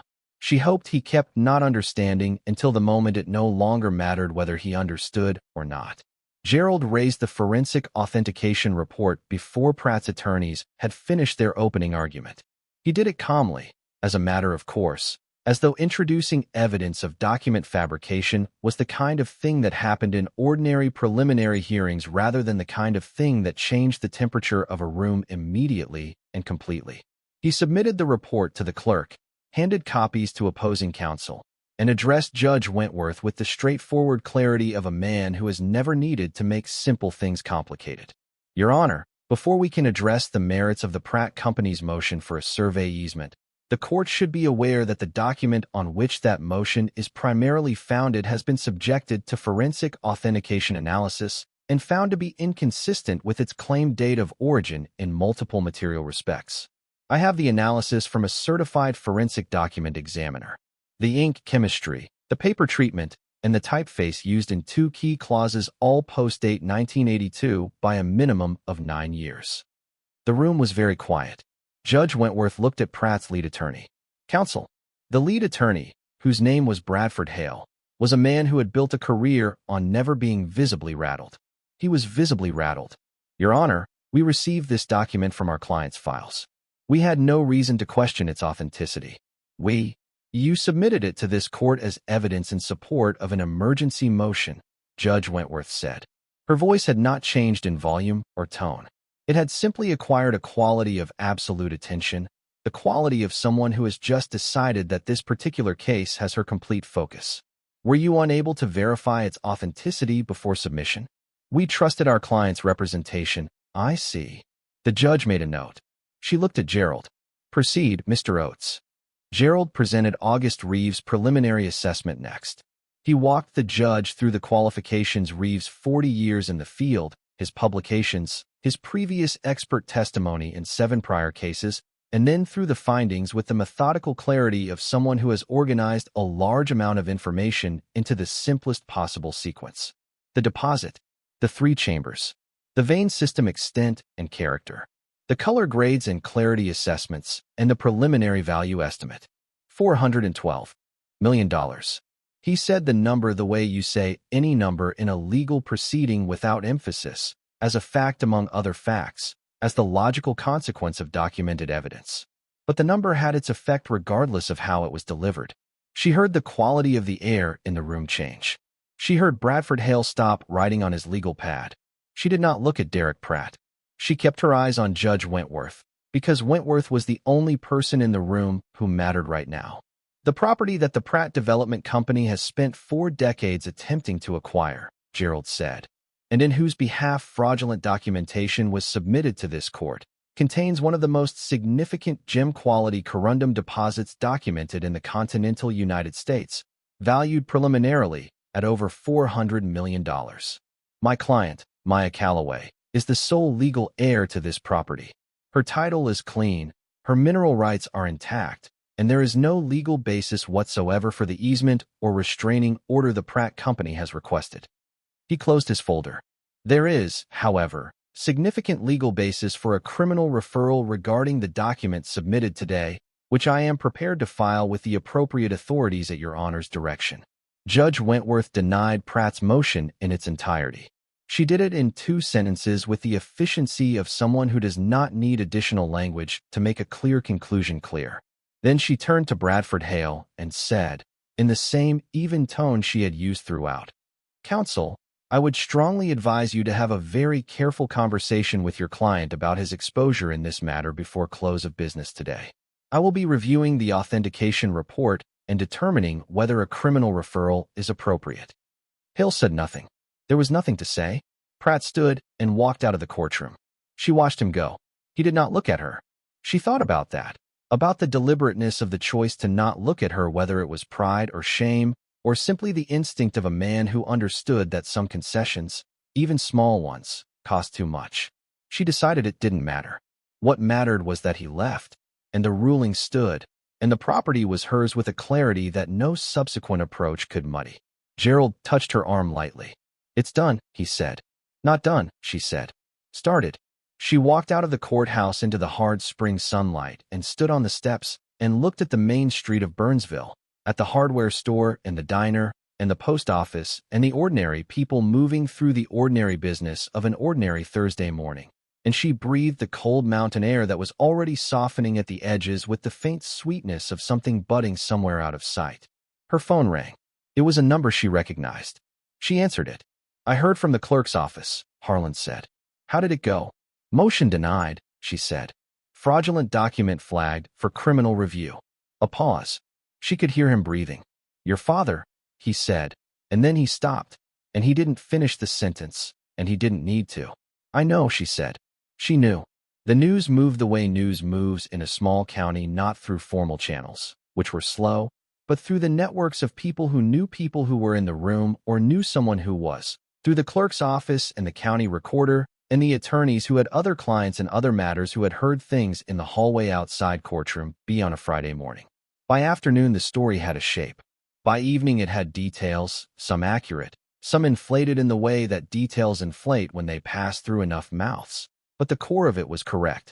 The woman who'd inherited the worthless Ridge property had a cave under her land worth $400 million, and the man who'd spent 20 years trying to take it had tried to forge a document to do it and had been caught in open court. She was not aware of any of this while it was happening.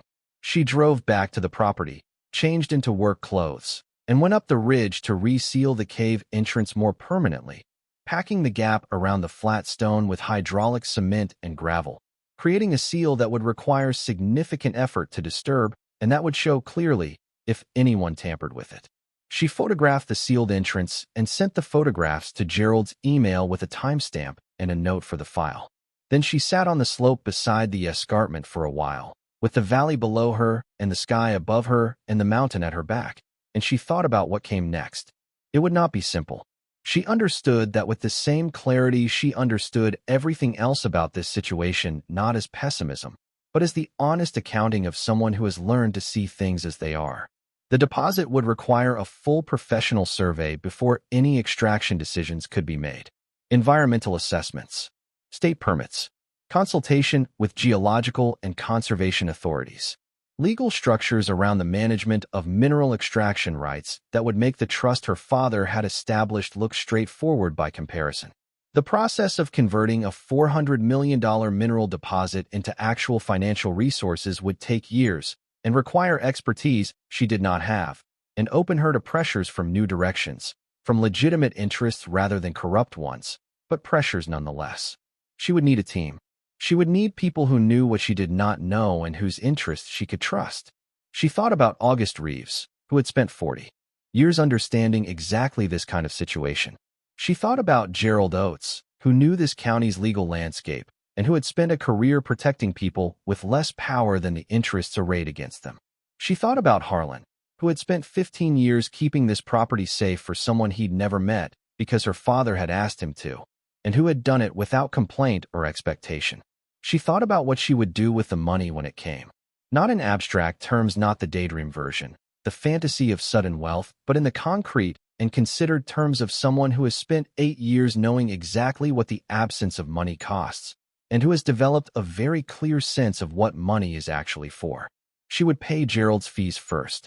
She would pay them fully and generously, because he had spent a career doing exactly what the law was supposed to do and deserved to be compensated accordingly. She would provide for Harlan in whatever way he would accept, which she suspected would require considerable negotiation given his particular variety of stubborn pride, but she would find the form it could take. She would finish the farmhouse, not as a project, but as a home, the first home she had owned, the first place she had lived where her right to be there was entirely, legally, undeniably hers. She would establish a foundation. She had been turning this over in her mind since the cave, since the morning she'd sat in the kitchen calculating what $400 million meant in terms of capacity to act on the things that mattered. She knew what it was to be 18 years old with nowhere to go.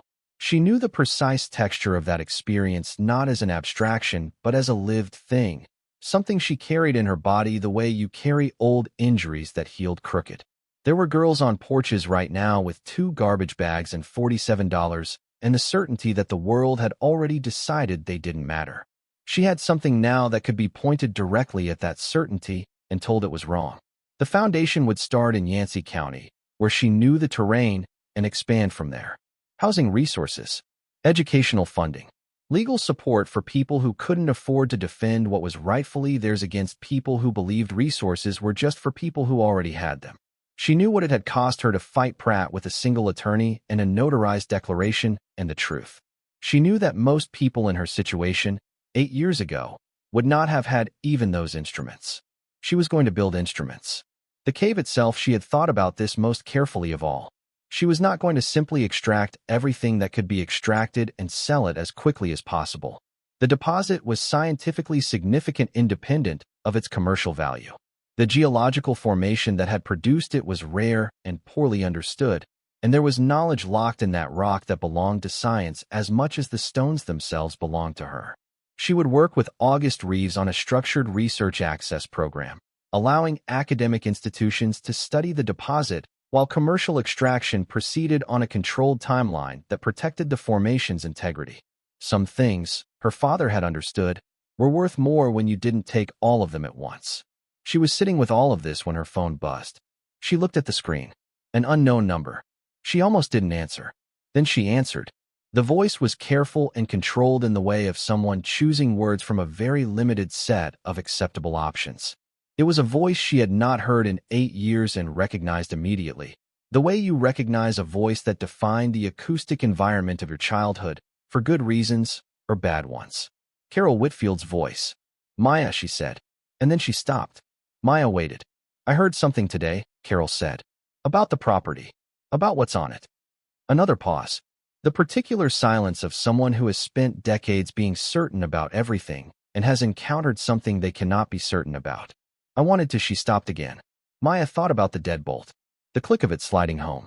The morning of her 18th birthday. The walk to the shelter 3/4 of a mile away with 2 garbage bags and $47 and a photograph of her father pressed against her chest. She thought about what she wanted to say to Carol Whitfield. She had imagined versions of this conversation at various points over 8 years, in the boarding house and the diner and the secondhand Honda on lunch breaks. She had given Carol speeches in those imagined conversations.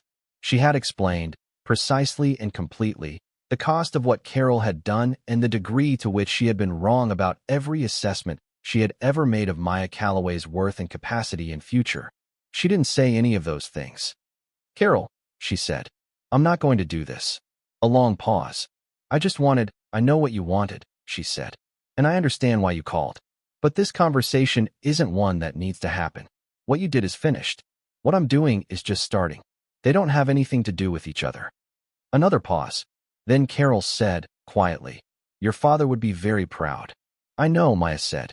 He told me so. In a letter he wrote before he died. She ended the call. She put the phone in her jacket pocket and sat for another moment on the slope with the valley below and the mountain above, and she felt the clean, uncomplicated satisfaction of someone who has just declined the version of themselves that anger wanted to make them and has chosen something more durable instead. She did not go immediately back to the farmhouse after the courthouse. She drove to a pull-off on the county road that looked east over the valley and sat in her car with the engine off and the window down and the cold spring air coming in, and she stayed there for 20 minutes without looking at her phone or making a call or planning anything. She let it be what it was, the quiet, specific weight of a thing that has finally resolved in the direction it was always meant to, even when you couldn't see the direction from inside the years of working toward it.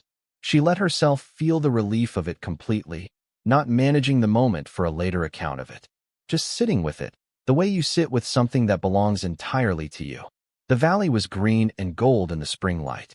A hawk moved across the far ridge in a long, unhurried glide, not hunting, just moving, using the air for the simple fact of being capable of it. She watched it until it was too small to see, and then she started the car. The news had spread completely by the time she came down the ridge that evening. 3 journalists had already called Gerald's office. The county commissioner had left a message with a tone that she recognized as the sound of institutional interest reconfiguring itself around a new fact. A professor of mineralogy at UNC Asheville had emailed August Reeves, who had forwarded it to her with a note that said simply, It begins. Harlan was on the porch when she got back, sitting in the chair she'd set out there, a thermos of coffee open beside him. He looked at her when she came through the laurel at the bottom of the slope, and his expression held everything he didn't say, and she was grateful for that, because she was not sure she could have handled words just then without something giving way in her that she preferred to keep intact for a little while longer. She sat in the other chair. He poured her coffee. The evening came in around them. What happens now? He said after a while. Everything, she said. He considered this. Everything is a large category. I know. That's why I need help. He looked at her sidelong. The kind of look that was trying not to be too pleased about something. Is that an offer of employment? It's an offer of partnership, she said, which is different. He was quiet for a moment.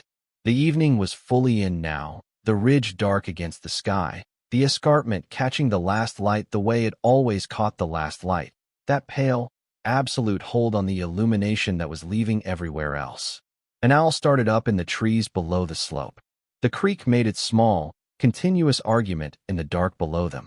Your father would have hated all the attention, Harlan said. I know. She smiled, which was something she'd done more in the last 10 days than in the previous year. He would have given exactly 1 interview, and then hidden up here for 6 months. He would have given 0 interviews, and let me give the 1. She laughed. It came out of her suddenly, and it was real laughter, not managed or performed, but the involuntary kind. The kind that happens when your body recognizes that something is genuinely funny and responds before your self-consciousness can intercept it. It had been a long time since she had laughed like that, and the sound of it in the evening air on this porch felt like something returning from a distance.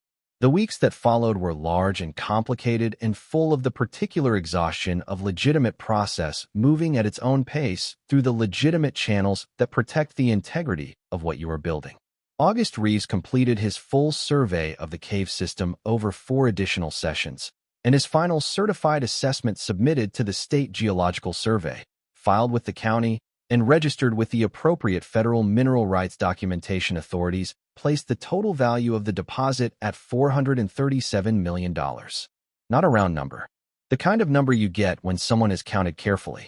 The State Geological Survey sent 2 of their own scientists, who spent 3 days on the property and confirmed Reeves' findings with the additional observation that the Padparatska specimens in the 3rd chamber were among the finest documented examples of that gem variety in the Western Hemisphere, and that several individual crystals, if extracted cleanly and cut by a master cutter, would be of sufficient quality to command individual auction results in the tens of millions. They recommended the deposit be partially designated as a geological heritage site, which came with both protections and opportunities that she spent considerable time with Gerald and a new team of specialists understanding and navigating. Derek Pratt faced a criminal referral for the fraudulent document. His lead attorney, Bradford Hale, withdrew from the case within 2 weeks of the court date. The investigation moved through the proper channels at the speed of criminal investigations, which is to say slowly and with the kind of deliberate thoroughness that makes people who have done things impatient and people who have had things done to them grateful. She did not follow the proceedings closely. She had enough of her own proceedings to manage. The access road was established across the northern boundary within 6 weeks, a rough but serviceable track that gave the property independent access to the county road and eliminated the leverage that the Pratt-linked holding company had been holding for 2 years. The surveying company completed the work in 3 days. She walked every foot of it the morning after it was finished, in the early light, with the particular satisfaction of someone who has closed a vulnerability that was designed to make her fail. The farmhouse was finished in late summer. Not in the sense of being complete, she already had plans for additions. For the workshop she wanted to build facing the northern slope, for the covered porch extension that would let her sit outside through the winter, but finished in the sense of being a home. Every room habitable, every system functional, the floors refinished, the walls painted in colors she had chosen slowly and deliberately, the way you choose things when you finally have the time and security to choose them for yourself rather than for expediency. She hung her father's photograph in the front room, the one she had carried against her chest on the worst morning of her life, her father on a ridge, grinning like a man who knows a secret, and she hung it where she would see it every morning when she came downstairs. She slept in a real bed in her own house on land that was entirely, legally, irrevocably hers, and the sleep that came to her in that house on that land was different from any sleep she had known in the 8 years prior. Not just rest, but something more. The particular quality of stillness that belongs to people who have found the place they are supposed to be. The foundation was incorporated in October. She named it the Thomas Calloway Foundation, which was the only name that had ever made sense.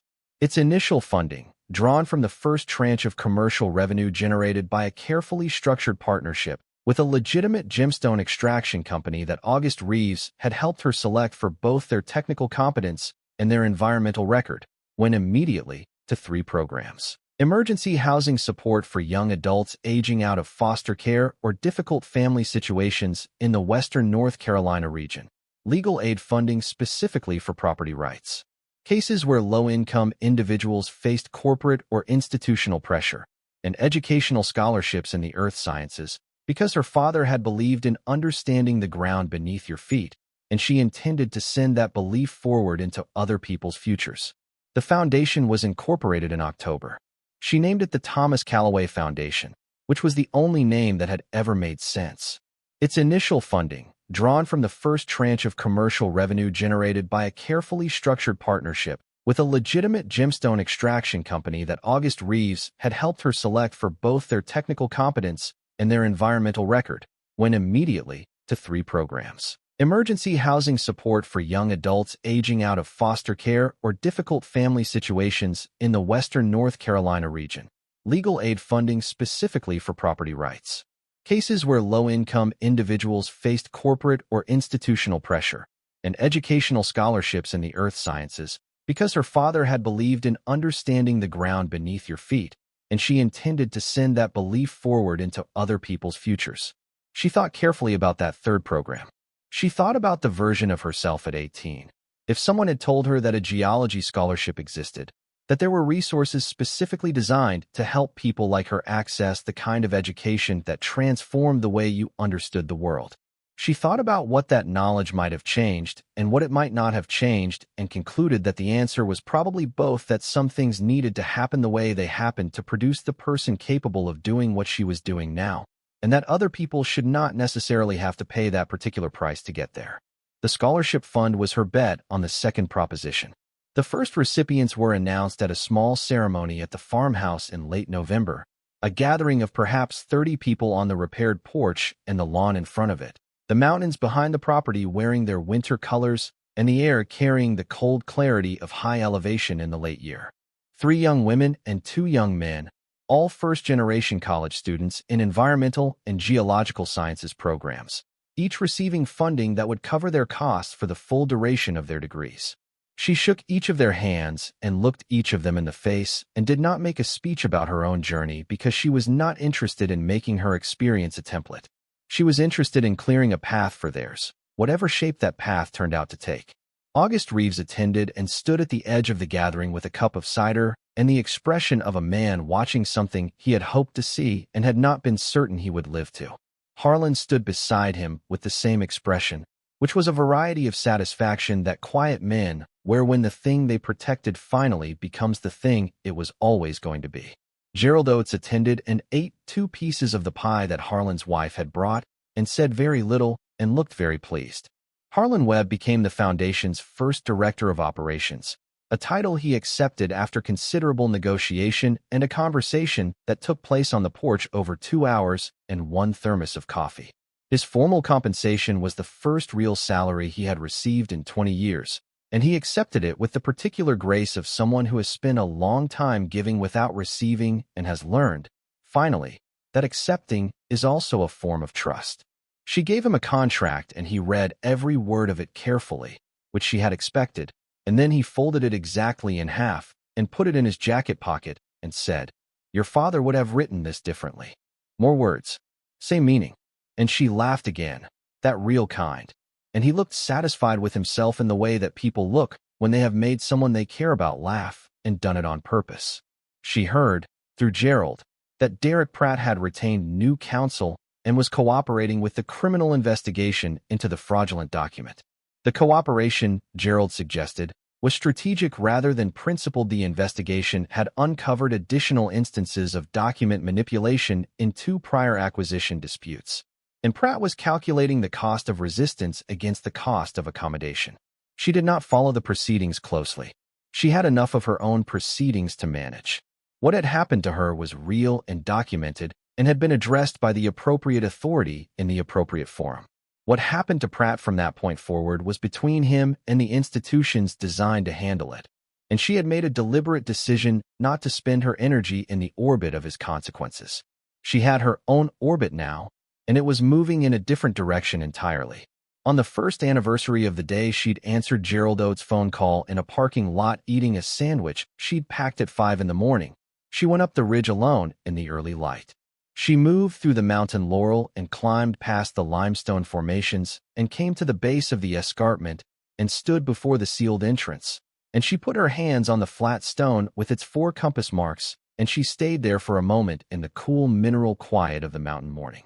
She thought about Calhoun Gentry, who had found this place in 1974 and understood immediately that some things were bigger than what you could do with them alone, who had spent 30 years living on top of the most valuable geological deposit in the region because the alternative was letting it become something it was never meant to be, who had chosen, in the end, to pass the knowledge to the only person he trusted to carry it properly. She thought about her father, who had carried it for 20 years, who had bought this land for $9,000 and spent 2 decades building the legal and documentary infrastructure that would allow her to hold it against everything that had been deployed against her, who had written her a letter that began with her childhood nickname and ended with the words, "I believe in you," who had understood, with the particular clarity of a man who knew his time was limited, that the greatest gift he could give her was not money or property or even the knowledge of what lay beneath the stone, but the concrete, specific, documented proof that he had seen her and known her and trusted her completely.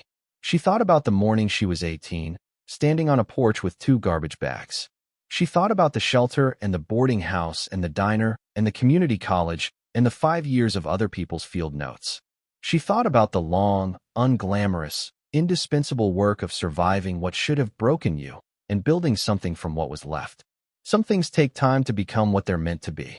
She pressed her palms against the flat stone and felt the cold of it against her skin and the faint suggestion of depth below it, the depth that held $437 million in color and crystal and geological time. She felt the mountain at her back, enormous and indifferent in the best possible way, the way that reminds you that the world was here before your troubles and will be here after them, and that this is not a reason for despair, but for proportion. She felt, for the first time in 8 years, the complete and uncomplicated sense of being exactly where she was supposed to be, doing exactly what she was supposed to be doing, having become exactly who she was supposed to become. Not despite everything that had happened. Because of it. Because the porch and the garbage bags and the deadbolt and the $47 had been the instruments, terrible and efficient, of making her into someone capable of standing on this slope with her hands on this stone and understanding what it meant. Her father had known this. That was why he had left it for her. Not because she was the only family member with a geology background, though that helped. Not because she was the only one who could find the cave, though that was true.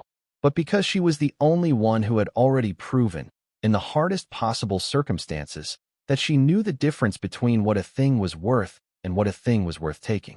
The mountain held still around her. The morning held still. The cave beneath the stone held its color and its silence with the patience of something that has never needed to be in a hurry because it understands, in the way that only very old things understand, that the right moment always comes if you are willing to wait for it. She stayed until the sun cleared the eastern ridge and the light came fully into the valley below, and the farmhouse was visible through the trees with its new roof, and its repaired porch and its windows that caught the morning and threw it back warm and certain, and Harlan's truck was already coming down the track because he was never late, and somewhere in the third chamber of the cave above her, in the concentrated silence of the deep mountain, a pigeon's blood ruby caught no light at all, and needed none. She had thought, in the months since the assessment was completed and filed and made part of the public record, about what it meant for a thing to have value that it never asked for. The deposit in this cave had not decided to be worth $437 million. It had simply become what the chemistry and the pressure and the time available to it had made it. The corundum had not chosen its color or its clarity or the particular quality of light it captured and returned transformed. It had only done what corundum does, which is exist in the conditions that make it possible and become, over an unimaginably long period of time, what those conditions allow. The value was something humans had decided to assign to it, and the humans who assigned it were correct, but the correctness of the assignment was beside the point. The stone was the stone before anyone saw it, and would be the stone after the last person looked at it, and the looking and the assigning and the wanting had nothing to do with what it fundamentally was. She thought this was probably true of people as well. That what you were capable of was something that developed in the conditions available to you, over the time available to you, and that other people's failure to recognize the value of what you had become was their limitation and not your diminishment. Carol had looked at her and seen nothing worth keeping. The mining company she'd whistleblown had looked at her and seen a liability to be managed. The shelter, the boarding house, the long gray middle years had looked at her and seen someone to be processed and moved along. None of them had been seeing her. They had been seeing the conditions, the absence of money, the absence of family, the absence of credential and connection, and the visible markers by which people judge potential, and they had made the mistake that people always make when they confuse conditions for character. Her father had not made that mistake. Calhoun Gentry had not made that mistake. Harlan Webb had not made that mistake. And now, standing on this slope at the beginning of the second year of the life she was building with both hands and all the clarity that 8 years of surviving without a safety net had produced in her, she understood that the gift her father had left her was not the cave. The cave was the instrument. The real gift was the letter. The thing he had said before the money, before the discovery, before any of it. You're stronger than you think. I believe in you. You have already proven trustworthy in flames that destroyed lesser metals. She took her hands off the stone. She turned and started down the slope toward the life she was building, one careful, deliberate, fully chosen step at a time. The letter arrived on a Tuesday in February, 18 months after the courthouse and 8 months after the Foundation's first scholarship ceremony. It came in a standard white envelope with a handwritten address and a return stamp from a town in Rutherford County that Maya did not immediately recognize. It was not the only piece of mail that came to the Foundation's post office box that week. They received several dozen letters a month now, a mix of grant inquiries and congratulation notes, and the occasional hostile correspondence from people who objected in various ways to the kind of work the Foundation did, but this one she noticed before she opened it. The way you sometimes notice something without being able to say why, some quality of the handwriting or the weight of the paper, or simply the instinct that certain envelopes carry a particular gravity before you break the seal. She read it at the kitchen table of the farmhouse with her second cup of coffee cooling beside her, and the morning coming in through the east window in the long, thin shaft that reached across the floor to the far wall at this time of year, when the sun was still low enough to find that angle. The woman who wrote it was 22 years old. Her name was Daniela Reyes. She had been working since she was 16 to support herself after aging out of a foster placement, and she had wanted, for as long as she could remember clearly, to study environmental science. She had applied to 3 programs and been accepted to all 3, and she had no money. She had written to the Thomas Calloway Foundation after reading a brief profile of it in a regional magazine, not the longer feature pieces that had run in larger publications. Those had come and gone in the initial wave of interest after the cave assessment went public, but a smaller, quieter piece in a publication that covered community development in Western North Carolina, the kind of article that reached the people it was meant to reach rather than the people who found dramatic stories entertaining. What Daniela had read, apparently, was not the part about the cave. It was the part about why Maya had started the scholarship. The sentence that the journalist had quoted directly, which Maya had said in passing during the interview and had not expected to be the line anyone chose to keep. The sentence was, "I wanted to build something that didn't require you to have already survived everything before it would help you."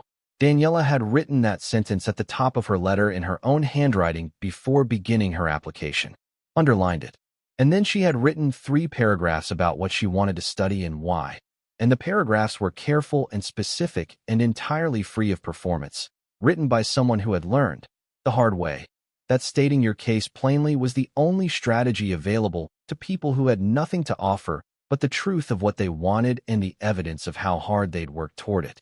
Maya read the letter twice. Then she set it down and looked at the window for a moment, at the light coming across the floor, at the way it moved almost imperceptibly as the morning progressed, the slow drift of it that you could only perceive if you stayed still long enough to notice. She thought about the sentence Daniela had underlined. She had not intended it as a thesis statement. She had not, at the moment she said it, been aware that she was saying something she believed with the precision of a conviction rather than simply describing a design feature. But it was true, and the fact that a 22-year-old woman in Rutherford County had read it in a regional magazine and immediately understood that it was the part that mattered, that recognition, from someone whose instincts had been sharpened by the same school of hard and involuntary lessons, told her something about the sentence she had not previously understood. It was the thing she had needed someone to build for her, the thing no one had built. She had built herself instead, out of necessity and stubbornness and the refusal to let the absence of infrastructure become the reason she stopped. But the building had taken everything she had for 8 years, and what she was doing now, what the Foundation was doing, was making it so that the next person didn't have to spend all of themselves just getting to the starting line. She pulled a fresh sheet of paper from the printer on the sideboard. She did not open her laptop. This one she would write by hand. She wrote, "Dear Daniela, your application has been received and reviewed. I want to tell you that the sentence you underlined is the reason this scholarship exists. It is the clearest description I have found of what I was trying to build, and I wrote it without knowing it was the most important thing I would say in that interview. The fact that you recognized it suggests that you already understand what it takes to do this kind of work, not the technical skills, though those matter, but the quality of attention that comes from having to pay close attention to everything, because you could not afford to miss anything." She paused. Then she wrote, "You are being offered a full scholarship for the duration of your program. Please contact our administrator to begin the enrollment process at your convenience." She signed it, folded it, sealed the envelope, addressed it by hand. Then she sat for a moment in the quiet of the farmhouse kitchen, in the light that was still moving almost too slowly to see, and she thought about the way certain things travel not in straight lines, not by intention, but in the curved and indirect paths of things that know they need to find their way to the right place and are patient enough to take the route that gets them there. Her father's letter to her. Her own letter now, moving toward a woman she had never met who had recognized, in a sentence in a regional magazine, the precise shape of what she had needed and not had at the same age. Some fortunes were not measured in carats or chamber depths or certified appraisal figures. Some were measured in the distance a single sentence could travel to find the person it was always meant to reach. She put the envelope in the outgoing mail, poured the rest of her cold coffee down the sink, and went outside to begin the day. Thank you so much for watching until the end. If you love this story, check out the other videos on your screen now. I think you'll really enjoy them. And don't forget to subscribe if you haven't already. See you in the next story.